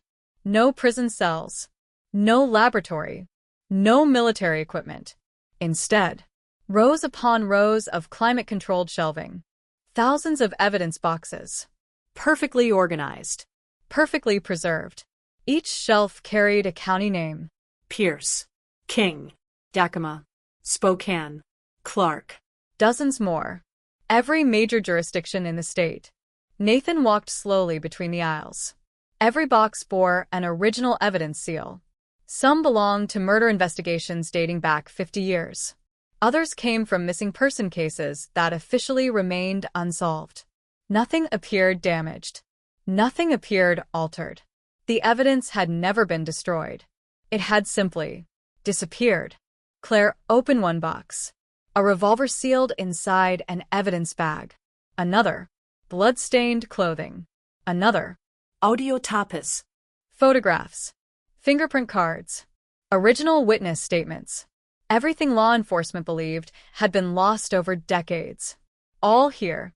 Hidden beneath an abandoned rail yard. At the far end of the archive stood a glass office overlooking the shelves. Inside sat a single elderly man. Gray suit. Silver hair. No weapon. No expression. He calmly continued reading a file as the detectives approached. Only after Nathan reached the office door did the man look up. I wonder how long Samuel Reeves could delay you. Nathan's eyes narrowed. You knew Samuel. I respected him. The old man quietly closed the file. He asked too many questions. So, did Daniel Harper. Nathan entered the office. Who are you? The man smiled politely. Try asking what this place really is. Nathan looked across the endless shelves. The man shook his head. No. We've been preserving it. Claire couldn't hide her disbelief. Preserving it? You removed evidence from active investigations. The man folded his hands. Active. He pointed toward the shelves. Look around. How many of those investigations were actually active? No one answered. He continued. When powerful people wanted inconvenient evidence destroyed, someone had to save it. Nathan frowned. Without telling anyone? The old man nodded. History isn't always protected by governments. He stood and walked toward a large map mounted on the office wall. Colored pins marked locations across Washington.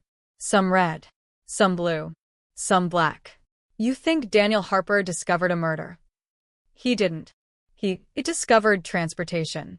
The old man tapped several locations connected by thin red lines. Evidence wasn't disappearing. It was being relocated. Quietly. Before corruption could erase it forever. Nathan remembered Elias's photographs. Midnight transfers. Hidden warehouses. Unmarked trucks. None of it matched a criminal operation. It resembled a rescue mission. Or something pretending to be one. So, why hide it? Nathan asked. Why fake fires? Why erase records? The man's expression darkened. Because the people destroying evidence that worked inside the justice system. Silence returned. The explanation made uncomfortable sense. If corrupt officials controlled investigations, openly protecting evidence would only reveal where it had been hidden. Claire stepped closer. What happened to Daniel Harper? The old man looked directly into her eyes. He followed the wrong truck. Nathan's heartbeat quickened. He wasn't investigating. No. He simply drove home from work. He saw one of our convoys. He became curious. He followed it. The old man sighed quietly.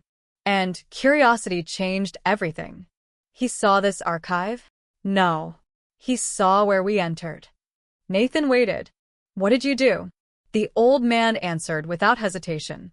We offered him a choice. The room became perfectly still. What choice? Forget what he saw. Or help us protect it. Nathan leaned forward.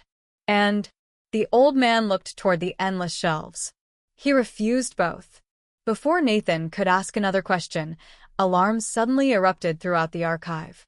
Red emergency lights flashed across every aisle. The old man's calm expression vanished for the first time. He turned toward a security monitor. Multiple black SUVs raced through the abandoned rail yard above. Armed tactical teams poured from the vehicles. Not local deputies. Not state police. Unmarked uniforms. No agency insignia. The old man whispered only 3 words. They found us. Nathan looked at him sharply. You mean they're not with you? The old man slowly shook his head. No. They're the reason Archive B exists. The first explosion shook the ceiling before anyone moved. Dust rained from exposed pipes. Several lights flickered. Somewhere above them, heavy steel doors slammed shut one after another. The archive entered lockdown. Nathan instinctively reached for his radio. Only static answered. Every channel had gone silent. Claire checked her phone. No signal. Not even the emergency satellite connection. Someone had jammed every form of communication. The elderly man stepped away from the security monitors. For the first time since the detectives had met him, he looked genuinely afraid. They've never attacked an archive before. Nathan stared at him. Who are they? The man hesitated, then quietly replied, the people who prefer evidence to stay dead. A second explosion echoed through the underground facility. Emergency lights switched from red to amber. A calm computerized voice repeated throughout the archive. Security breach detected. Level 3 containment initiated. Metal shutters began sliding over every aisle of evidence. Thousands of original case files disappeared behind reinforced steel barriers. The entire archive had been designed for exactly this moment. Claire watched the shelves vanish. You built this expecting someone to find it. The old man nodded. Not you. Nathan moved to the security display. One of the cameras overlooked the main warehouse above. The black SUVs had surrounded every entrance. Nearly 20 armed figures advanced through the building with military precision. black uniforms. No baggies. No identifying patches. Each carried compact cutting equipment instead of rifles. They weren't preparing for a gunfight. They were preparing to remove something. They're not here to kill us, Nathan said. They're here for the evidence. The old man answered immediately. Exactly. Another monitor activated automatically. Blueprints of Archive B filled the screen. The underground complex was far larger than anyone had realized. Evidence vaults, preservation rooms, document restoration labs, climate-controlled storage, and one section highlighted in flashing amber. Transfer chamber. Nathan looked at the old man. Transfer to where? The answer came quietly. J. Claire blinked. There's another one. There has always been another one. The old man entered a security code into an aging terminal. A digital countdown immediately appeared. 29:59. 29 minutes. Nathan frowned. What happens when it reaches 0? The evidence leaves. And this facility destroys itself. The detectives exchanged a glance. You'll blow up the archive? The old man shook his head. No. It floods. He pointed toward an engineering diagram. The archive sat beneath the abandoned rail yard, only a few hundred yards from the Columbia River. Massive emergency valves lined one wall.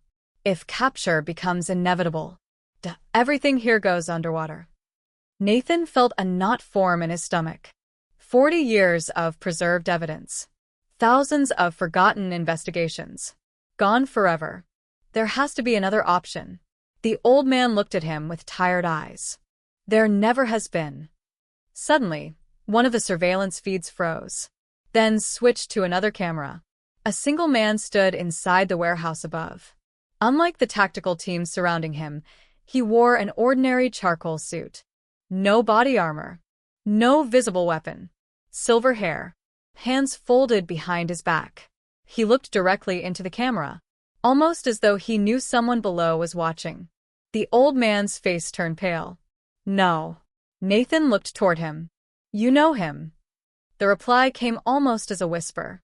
I hoped he was dead. The suited man slowly smiled, then spoke directly into a nearby ceiling camera. His voice emerged through the archive speakers. Good afternoon. He paused. It's been a very long time. The old man closed his eyes. Jonathan. Nathan immediately turned. That's Jonathan? The old man nodded. Jonathan Mercer. The first archivist who chose destruction over preservation. Jonathan's voice remained calm. I gave you 38 years. I let your little museum survive. I even allowed Detective Reeves to keep his copies. Another pause. But every archive eventually becomes a liability. Claire whispered. He's talking to you. The old man never looked away from the monitor. I know. Jonathan continued. You always believed history should be remembered. I learned something different. History creates witnesses. Witnesses create investigations. Investigations create consequences. He smiled faintly. The easiest truth to protect. That is the one nobody can prove. Nathan felt the weight of every missing file, every altered report, every cold case suddenly collide into one horrifying realization. This had never been about one disappearance, or one detective, or one archive. For decades, two secret groups had been fighting the same invisible war. One hiding evidence to preserve it, the other hunting it down to erase it forever.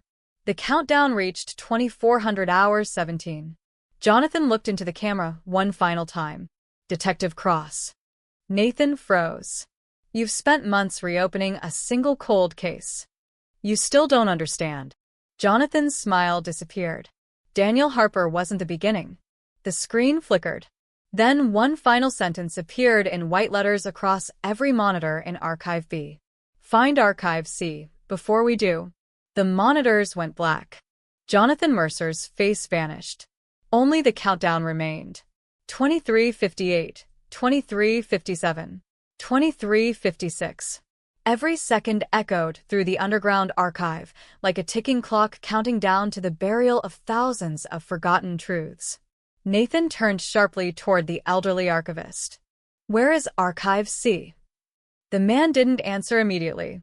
Instead, he looked at the endless rows of evidence disappearing behind reinforced steel barriers. When he finally spoke, his voice carried the exhaustion of someone who had spent decades running from the same nightmare. "If I tell you, they'll hear it." Nathan frowned. "They're listening?" The archivist nodded. "They always are." He pointed toward the ceiling, the walls, the cameras, the microphones, everything connected to the security network. Claire looked around the room. So this place was compromised from the beginning. No, it became compromised. Another blast shook the building. This one much closer. Concrete dust drifted from the ceiling. A security monitor automatically switched to the warehouse entrance. The tactical team had breached the first underground level. They moved with astonishing discipline. No shouting. No wasted movement. Every hallway secured in silence. They knew the layout. Nathan stared at the screen. "They've been here before." The archivist gave a slow nod. "Years ago." He walked toward an old wooden cabinet tucked into the corner of the office. Unlike everything else in the archive, it wasn't connected to electricity. No keypad. No electronic lock. Only a brass key. He unlocked it carefully. Inside rested a faded leather satchel. Nothing more. He handed it to Nathan. "They can't monitor paper." Nathan opened the satchel. Inside lay a folded topographic map of Washington. No labels. No roads. Only a series of tiny hand-drawn circles connected by pencil lines. 3 circles had been marked in dark ink. One was crossed out. Archive B. Another carried a question mark. Archive C. The third had been completely blacked out. No name. No location. Only a handwritten note beneath it. "Never open." Claire looked up. "There's another archive." The archivist answered quietly. There was always one final contingency. The emergency countdown reached 21 minutes. Nathan folded the map. "You're coming with us." The old man smiled faintly. "No. I've spent 40 years protecting this place. I'm not leaving it now. You'll die." "I know." He looked around the archive one last time. "So will history, if you choose wrong." Suddenly, the emergency speakers crackled. A calm female voice replaced the automated warnings. "Security override accepted." Every monitor lit up again. Not with Jonathan Mercer. With surveillance footage. Archive C. The room fell silent. A vast underground facility appeared on the screens. Far larger than Archive B. Miles of shelving stretched beneath towering concrete ceilings. Climate-controlled vaults. Digital servers. Evidence preservation laboratories. Hundreds of workers moved calmly between aisles. Not hiding. Not running. Working. Nathan stared in disbelief. "It isn't abandoned." The archivist slowly shook his head. "No, it never was." One camera zoomed toward the center of the enormous archive. A familiar face entered the frame. Nathan's breath caught. Daniel Harper. Older. Gray-haired. Very much alive. Claire stepped closer to the screen. "That's impossible." The timestamp in the corner read, "Live feed." Daniel stood beside a shelf reviewing evidence folders with another archivist. He looked healthy. Calm. Completely unaware that anyone was watching. No restraints. No guards. Nothing suggested captivity. Nathan whispered, "He never disappeared." The archivist corrected him. "No, he never came back."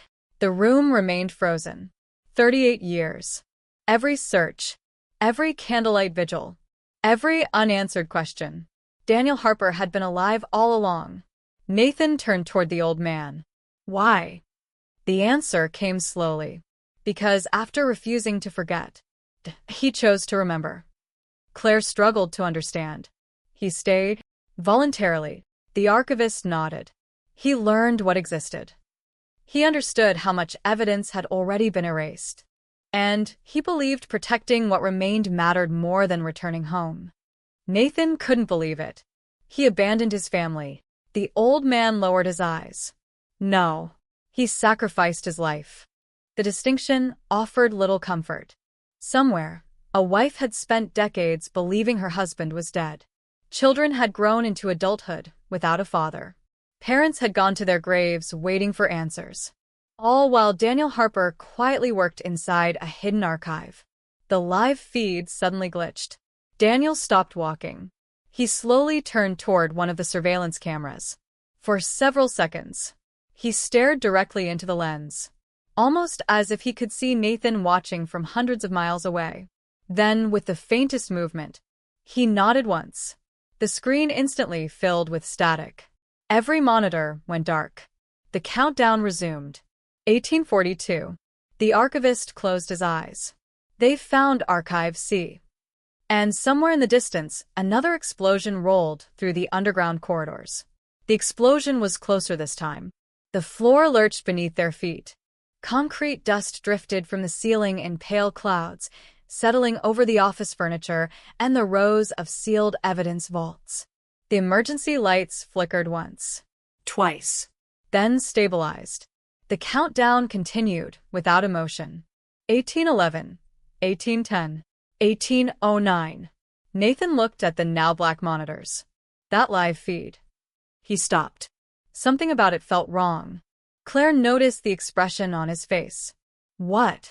Nathan replayed the image in his memory. Daniel Harper, walking naturally, reviewing files, looking directly into the camera. Then, the nod. He wasn't surprised. Claire frowned. By what? By the camera. Nathan turned toward the elderly archivist. You said no one knew we were watching. I believe they didn't. Nathan slowly shook his head. No. He knew. The archivist remained silent. Nathan continued thinking aloud. If Daniel noticed the surveillance camera and deliberately looked into it, then that wasn't an accident. Claire immediately understood. He was sending us a message.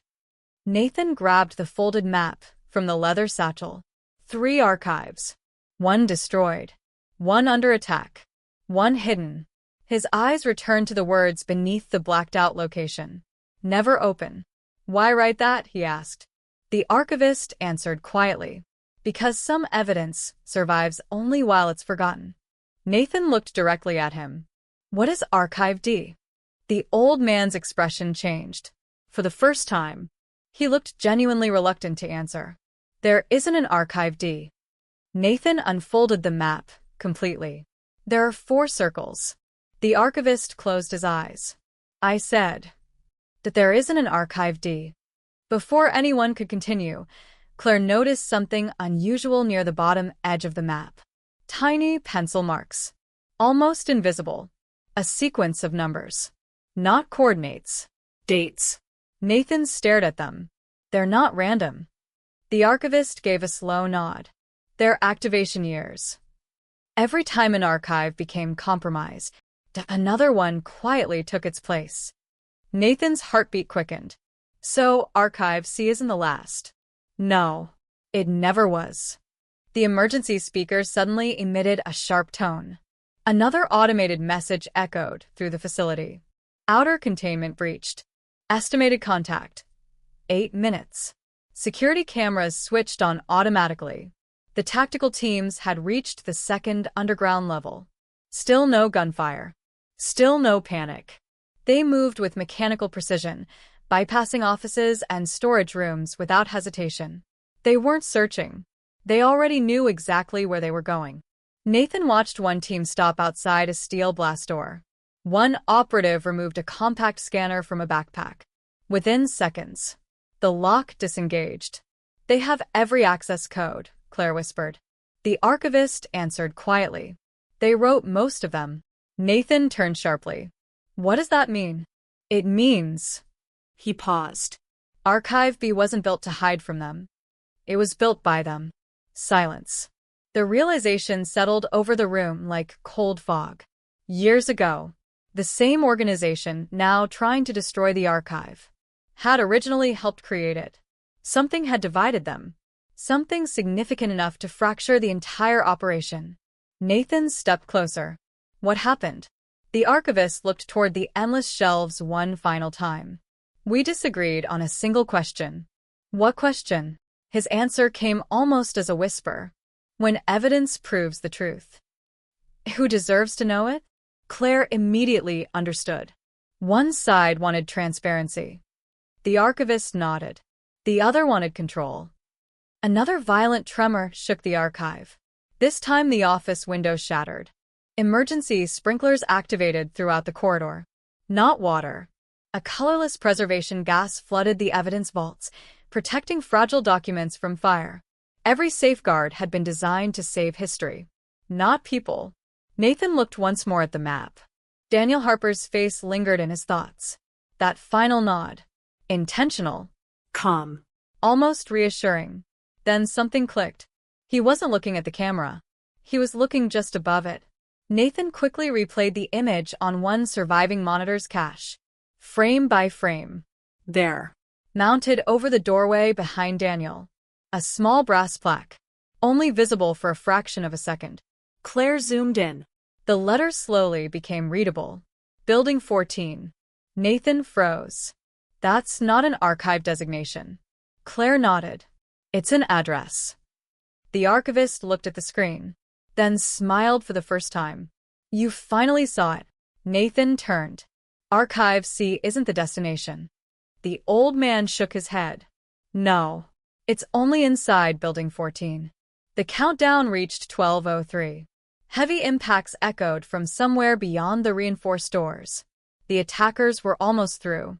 Nathan folded the map, slipped the satchel over his shoulder, and looked back at the old archivist. If Daniel left that clue, he wanted someone to find him. The archivist slowly nodded. Or perhaps. He glanced toward the sealed vaults one final time. He wanted someone to finish what he no longer could. Outside the office, another blast door buckled inward. For the first time since entering Archive B, the footsteps of the approaching tactical teams could be heard clearly in the corridor. The footsteps stopped just beyond the blast door. Not one. Not two. Dozens. Perfectly synchronized. No shouting. No commands. Only silence. Nathan instinctively drew his service weapon, though he already suspected it would be useless. Whoever stood outside had spent decades operating in the shadows. They had infiltrated evidence rooms, rewritten records, erased investigations, and remained invisible while entire generations of detectives searched for answers. A handgun was unlikely to change that. The countdown reached 11:31. The archivist quietly walked back to his desk. He opened a shallow drawer and removed an old brass key attached to a faded leather tag. Only 2 words were engraved into the metal. Building 14. He placed it in Nathan's hand. You'll need this. Nathan looked down. A key. It opened something much older than a door. A violent metallic groan echoed through the corridor. The reinforced blast door bent inward several inches. Hydraulic cutters screamed against solid steel. The tactical team wasn't rushing. They were methodically dismantling the archive one layer at a time. They know exactly how long this door will hold, Claire observed. The archivist nodded. They built it. Nathan looked toward the map, once more. Where is Building 14? The old man pointed to a small handwritten notation hidden beneath a fold in the paper. Not a town. Not a county. A lighthouse. Cape Alder Signal Station. Decommissioned. Nathan immediately recognized the location. An abandoned lighthouse overlooking the Pacific coast, nearly 4 hours west of Blackridge. Closed after a landslide. Officially condemned. Officially empty. Claire folded the map. We leave now. The archivist didn't move. I won't. Nathan met his eyes. They'll kill you. The old man smiled with quiet acceptance. My work ended the moment you walked through that door. Another tremendous impact shook the archive. A warning light above the office entrance changed from amber to crimson. Final perimeter breached. The computerized voice remained emotionless. Evacuation window. 9 minutes. Nathan hesitated. The archivist noticed. You can't save both. Nathan frowned. What? The archive. Or the future. He reached into his jacket and removed one last envelope. Unlike every other document in the archive, it wasn't yellowed with age. The paper looked almost new. Across the front, someone had written a single name: Daniel Harper. Nathan opened it. Inside rested one handwritten page. No date. No signature. Just a message. If you're reading this, Archive B has already fallen. Don't waste time trying to save it. Evidence can be copied. Truth can survive.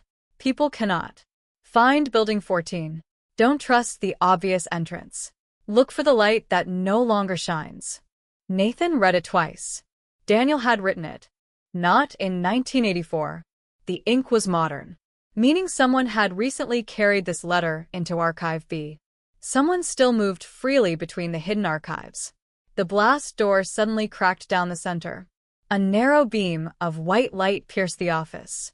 Silhouettes appeared through the opening. Black helmets, protective visors, mechanical cutting tools. Still no firearms visible. They truly had come for the evidence, not a firefight. Claire grabbed Nathan's arm. Time. The archivist stepped away from them. Without another word, he walked toward the central security console. Nathan realized what he intended. No. The old man looked back one final time. If they capture this system, did they capture every archive? His hand rested on a covered red switch. A handwritten label sat beneath it. Manual Flood. Nathan wanted to argue, wanted to stop him. But Daniel's letter echoed in his mind. People cannot. The archivist smiled faintly. Tell Daniel. He paused. I finally chose correctly. Nathan and Claire sprinted toward the emergency escape tunnel marked on the map. Behind them, alarms erupted across the underground complex. The old man lifted the protective cover.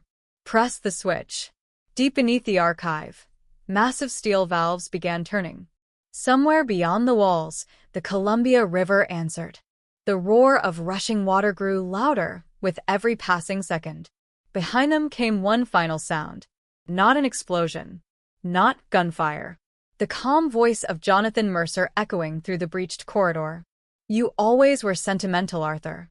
Nathan glanced back just long enough to see two old men facing each other across the collapsing archive. One had spent his life preserving forgotten truths. The other had spent decades deciding which truths deserved to survive.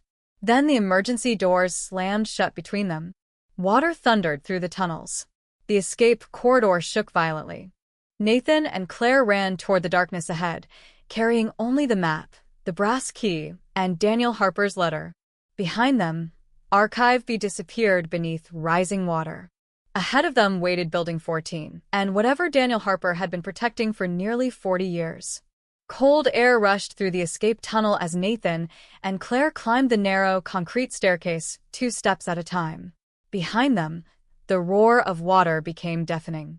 Archive B was disappearing beneath millions of gallons released from the emergency flood system.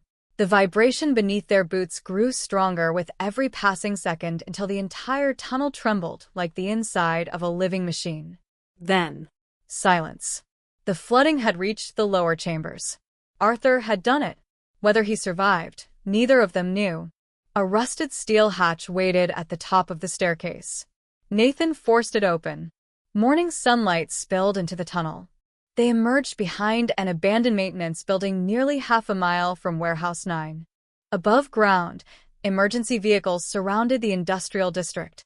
Fire trucks, sheriff's deputies, state police, everyone responding to reports of a warehouse collapse. None of them knew an entire underground archive had vanished beneath their feet. Claire looked back only once. The warehouse roof slowly caved inward. Dust rolled across the rail yard. By the time investigators secured the scene, every entrance to Archive B would be buried under thousands of tons of concrete and mud. Official reports would probably call it another industrial collapse. History repeating itself. Nathan climbed into the truck. He unfolded the map across the dashboard. Cape Alder. Nearly 4 hours away. Building 14. The abandoned lighthouse. Daniel's final clue. The route crossed mountain highways before reaching the Pacific coastline. If Jonathan Mercer understood the clue as well, they were already racing the same clock. They drove in silence. Only the sound of rain striking the windshield filled the cab. After nearly an hour, Claire finally spoke. "Do you believe Daniel chose this?" Nathan didn't answer immediately. "I don't know. He might have believed he was protecting something bigger than himself." Claire stared through the side window. His daughters spent almost 40 years believing he was dead. Neither of them said another word. Some sacrifices looked noble only from a distance. Near noon, they stopped at a roadside diner overlooking the Columbia River. Nathan ordered coffee. Claire studied Daniel's handwritten note again. One sentence continued bothering her. "Look for the light that no longer shines." "Lighthouses are built around light," she said quietly. What if he isn't talking about the tower? Nathan looked up. What else? The lens. Nathan immediately searched historical preservation records using his laptop. Cape Alder Lighthouse. Constructed in 1911. Decommissioned in 1981. Official reason: landslide damage. But another document caught his attention. The original Fresnel lens had been removed 6 months before closure. Destination listed simply as Building 14 Storage Annex. Nathan frowned. There was another building. The annex no longer appeared on modern maps. Only a faded Coast Guard blueprint from 1978 showed it. A small warehouse built into the cliffs below the lighthouse. Accessible through a narrow service road now blocked by repeated rock slides. Hidden from the main entrance. Hidden from almost everyone. Nathan looked at Claire. That's where the key fits. They reached Cape Alder shortly before sunset. The lighthouse stood exactly as old photographs showed. White paint peeling. Broken windows. The lantern room empty. Waves crashed against black cliffs nearly 200 feet below. Tourists never came here anymore. Only seabirds and the wind remained. Nathan walked through the abandoned tower. Dust covered everything. Nothing suggested recent visitors. No footprints. No fresh tire tracks. No surveillance equipment. Too quiet. Almost deliberately quiet. Claire found the collapsed service path leading toward the cliffs. Most of it had disappeared beneath decades of rockfall. But one narrow trail remained just wide enough to follow on foot. The descent took nearly 20 minutes. At the bottom, hidden behind dense coastal brush, they found it. A weathered concrete building nearly swallowed by the cliff itself. A faded metal number remained bolted above the reinforced steel door. 14. Nathan removed the brass key Arthur had given him. The lock turned smoothly. Far too smoothly for a building supposedly abandoned for 40 years.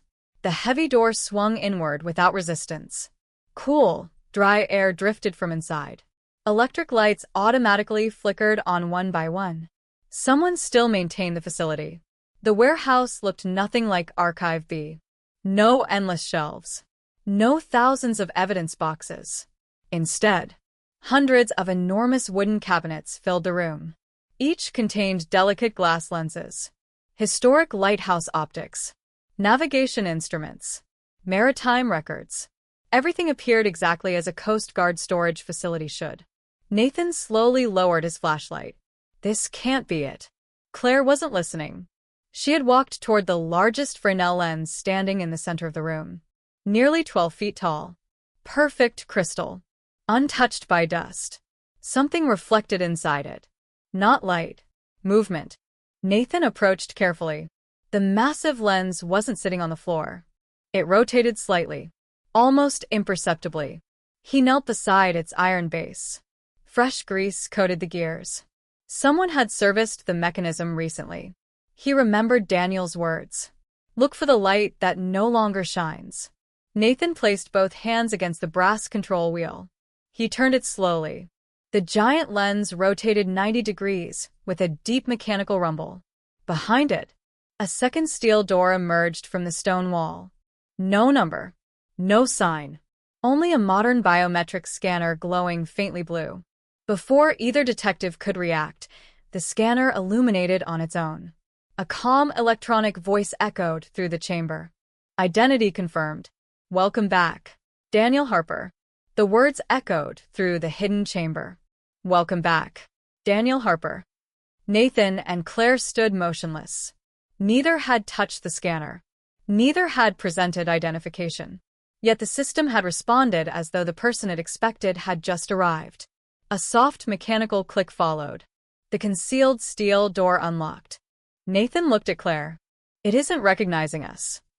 Claire nodded slowly. "It's recognizing the key." She lifted the old brass key Arthur had given them. Embedded inside the worn metal shaft was a tiny ceramic strip, almost invisible beneath decades of scratches. Not an ordinary key, a credential, one that still carried Daniel Harper's authorization. The door slid open. Cool, filtered air drifted into the room. Beyond lay a narrow hallway lined with polished concrete walls. Unlike Archive B, everything here looked modern. Recently maintained. Fresh lighting. New ventilation. Whoever operated Building 14 had never abandoned it. Nathan stepped forward cautiously. The hallway ended in a circular room dominated by a single round table. Nothing else. No shelves. No evidence. No computers. Just the table. At its center rested a sealed black case. Waiting. Claire examined the room. No cameras. Nathan disagreed. "They're here." He simply couldn't see them. The black case bore no markings except a handwritten label. For the detective who arrives too late. Nathan slowly opened it. Inside lay 3 items. A digital recorder. A thick leather journal. A single photograph. He picked up the photograph first. It had clearly been taken only days earlier. Daniel Harper stood beside Arthur, both smiling faintly.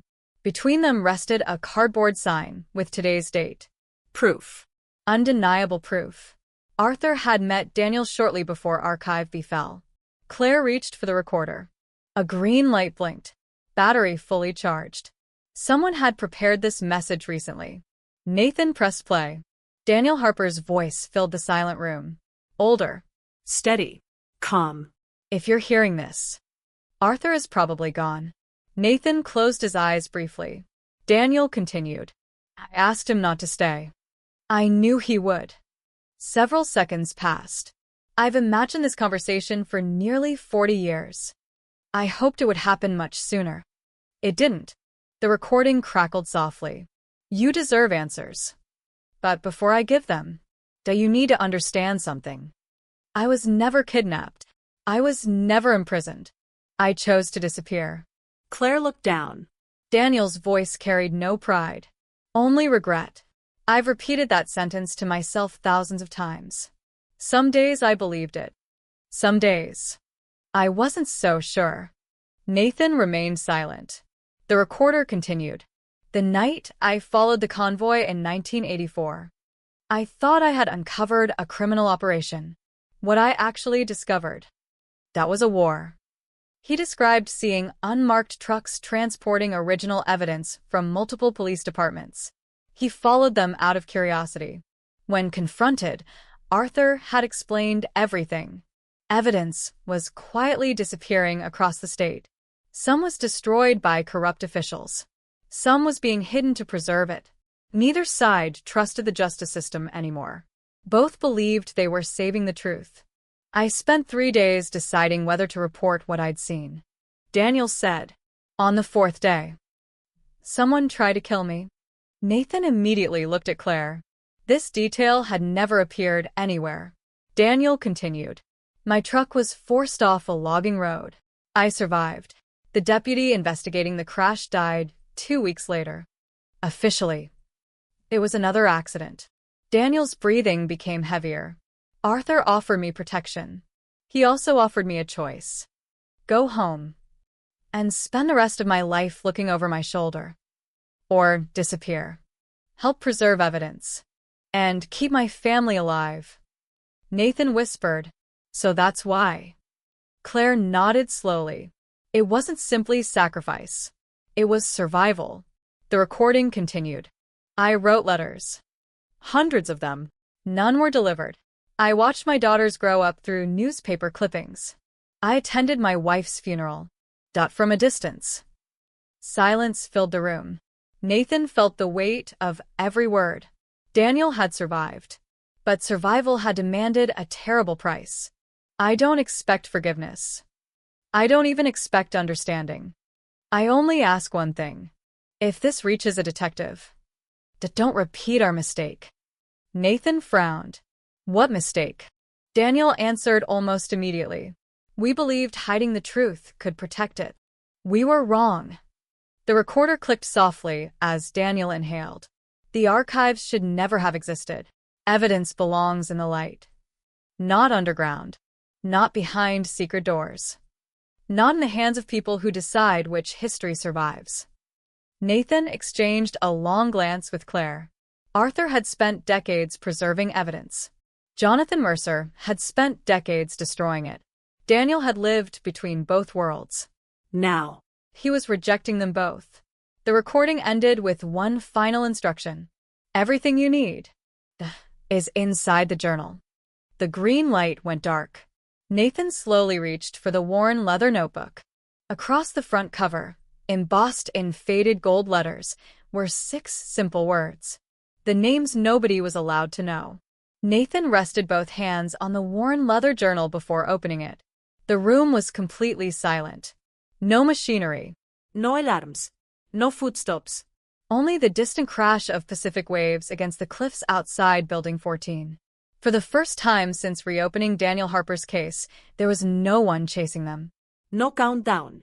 No explosions. Just answers. Or so it seemed. The first page contained only one sentence, written neatly in black ink. If you publish these names without the evidence, they'll deny everything. If you hide the evidence without the names, history will repeat itself. Keep them together. Nathan slowly turned the page. Every remaining sheet contained carefully organized entries. Dates. Case numbers. Transfer routes. Original evidence locations. Judges. Sheriffs. Prosecutors. Forensic technicians. Private contractors. Politicians. Hundreds of names. Not all of them corrupt. Some had protected evidence. Others had destroyed it. Daniel hadn't created a list of villains.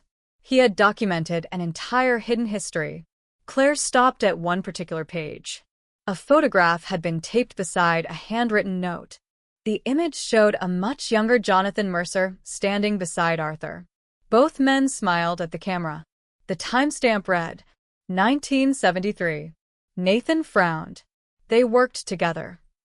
Claire nodded. Before everything fell apart, Daniel's notes explained what happened.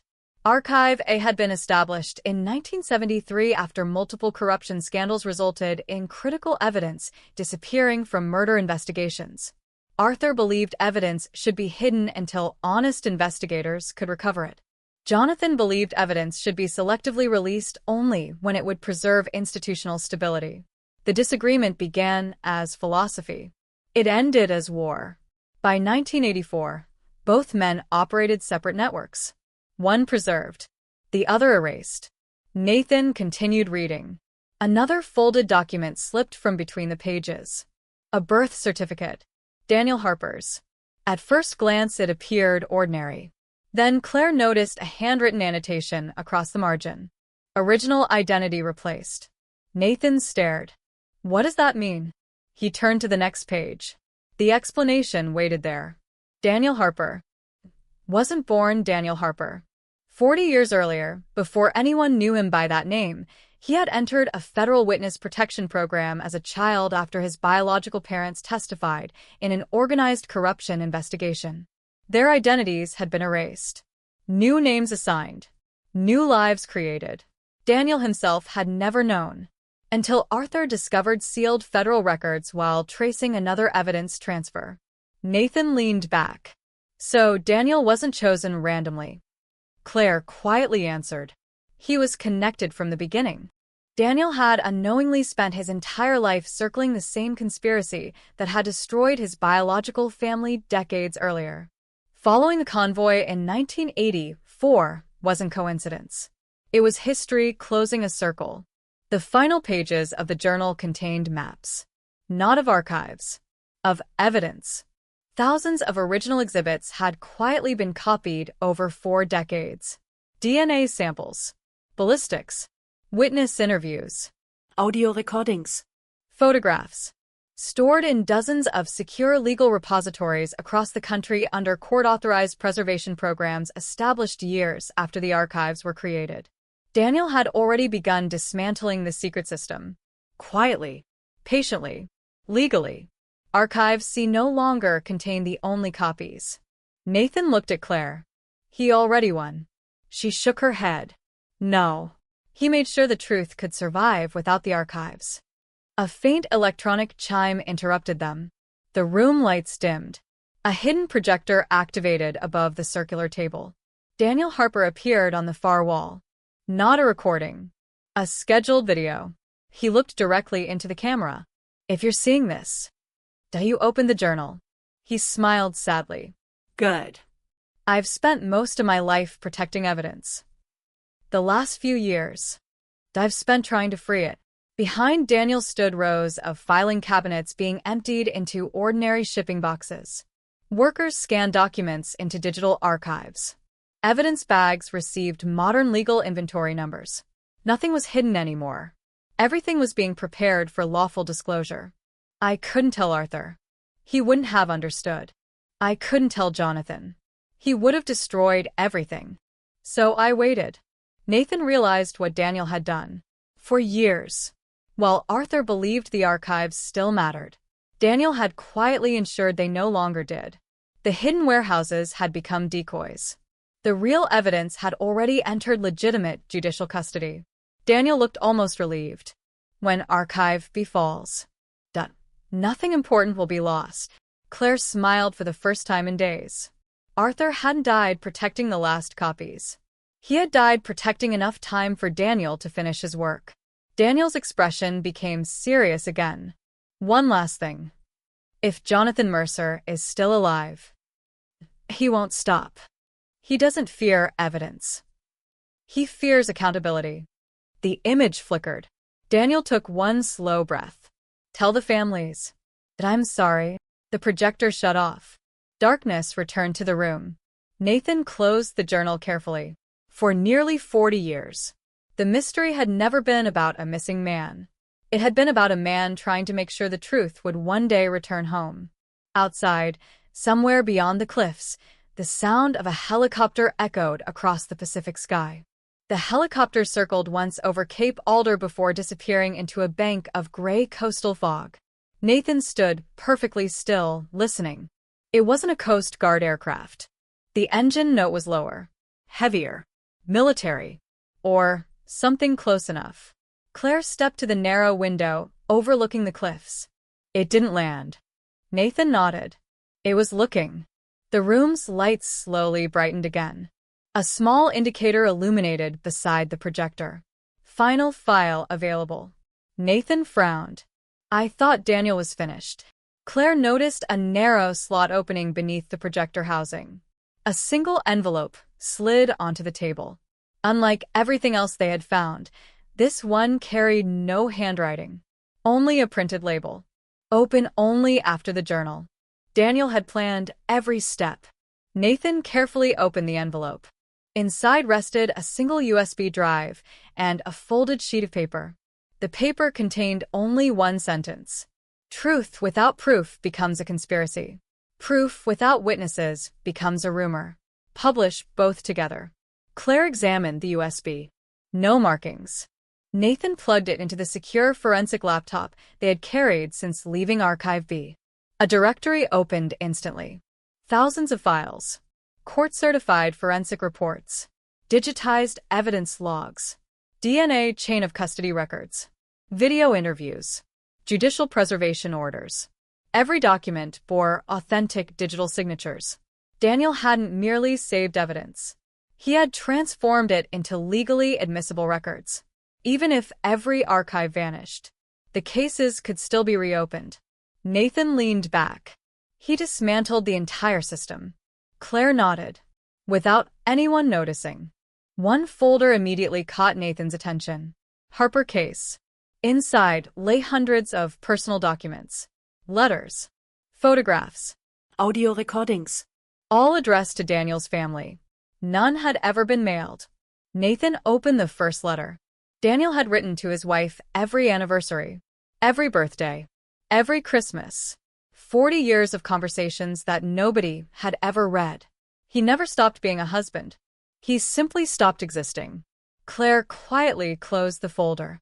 They deserve these. Nathan agreed. Every one of them. A notification suddenly appeared on the laptop screen. External connection detected. Nathan froze. Neither of them had connected the computer to any network. Yet someone else had. The cursor began moving on its own. One line of text slowly appeared. "You're finally where I hoped you'd be." Nathan's pulse quickened. He typed carefully. "Daniel?" Several long seconds passed. Then the reply appeared. No. Another line followed. "He's gone." Claire stared at the screen. "Gone." Nathan typed again. "Who is this?" The response came almost instantly. "The last archivist."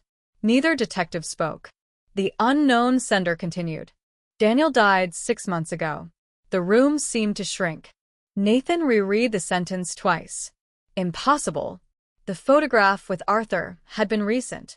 The video looked recent. The recorder. Then he realized.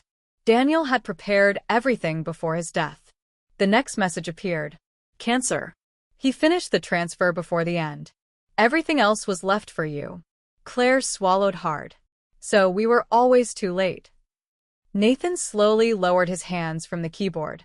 They had spent months chasing a man who had already accepted he would never leave the shadows alive. Another message arrived. "Jonathan doesn't know Daniel is dead." "Keep it that way." Nathan typed. "Who are you?" No answer. Instead, a file appeared automatically on the desktop. "Last meeting to MP4. Nathan opened it. The video showed Daniel sitting across from Arthur inside Building 14. Both men looked noticeably older. Daniel's face was pale, his illness already visible. Arthur reached across the table. They shook hands. No words, only silence. Then Daniel smiled. "You can stop protecting me now." Arthur's eyes filled with tears. "I don't know how." Daniel answered softly. "Protect the truth instead." The video ended. Nathan closed the laptop. Everything suddenly made sense. Arthur stayed behind because Daniel had asked him to protect the illusion. Jonathan attacked Archive believing the hidden evidence still mattered. Meanwhile, the real evidence had already entered legitimate courts. Daniel had outplayed both sides. Not through violence. Not through secrecy. Through patience. The helicopter returned. This time much lower.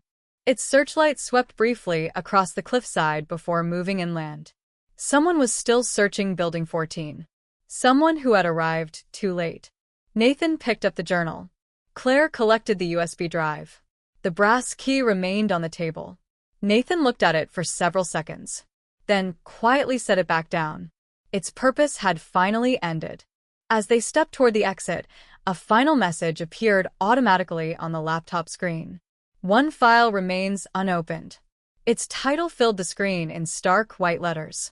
Jonathan Mercer, Confession. Nathan stared at the screen. The file name remained motionless. Jonathan Mercer, Confession. No password. No encryption prompt. Just one final recording waiting to be opened. Claire looked toward the doorway leading back to the cliffside. "We should leave." Nathan nodded. "We will." His hand moved to the touchpad. "But this ends now." He opened the file. The screen faded from black. Jonathan Mercer appeared seated alone in a plain concrete room. No insignia. No background. No indication of where or when the recording had been made. Unlike every previous encounter, he looked tired, older than the man who had stood inside Warehouse 9. He stared directly into the camera. "If you're watching this." Daniel won. Nathan and Claire exchanged a glance. Jonathan gave a faint smile. "I suspected he would."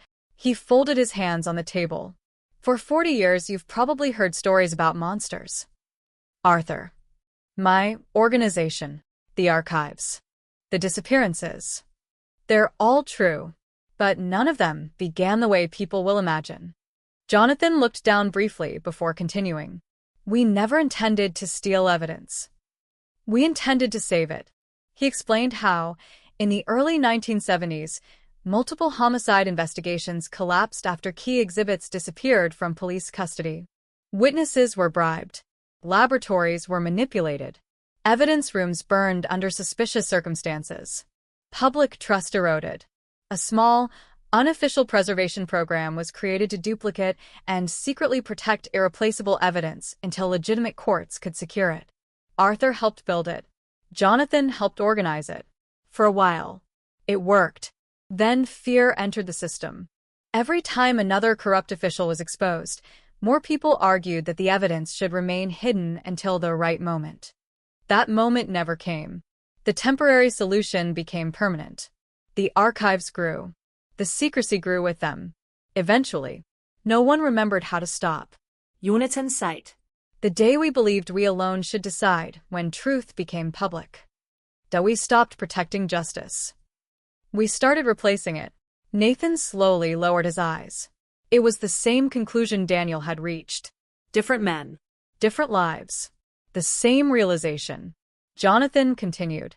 I destroyed archives because I believed uncontrolled truth would destroy institutions. Arthur preserved archives because he believed hidden truth would eventually save them. Daniel believed neither. Daniel believed truth belonged to everyone. The old man's expression softened. He was the only one wiser than the rest of us. Jonathan reached beneath the table and placed a sealed envelope before the camera. Its front carried Nathan's name. The image froze. Then a printer somewhere inside Building 14 suddenly came to life. Paper slowly emerged from a concealed compartment in the wall. Nathan approached carefully. Exactly one envelope rested in the output tray. His name had been typed across the front. He opened it. Inside was Jonathan's handwritten resignation. Not from a government agency. Not from a corporation. From the organization that had operated the archives for decades. Beneath it lay another document. A complete list of every surviving member. Each name. Each current position. Each address. Signed. Dated. Notarized. Jonathan had surrendered them all.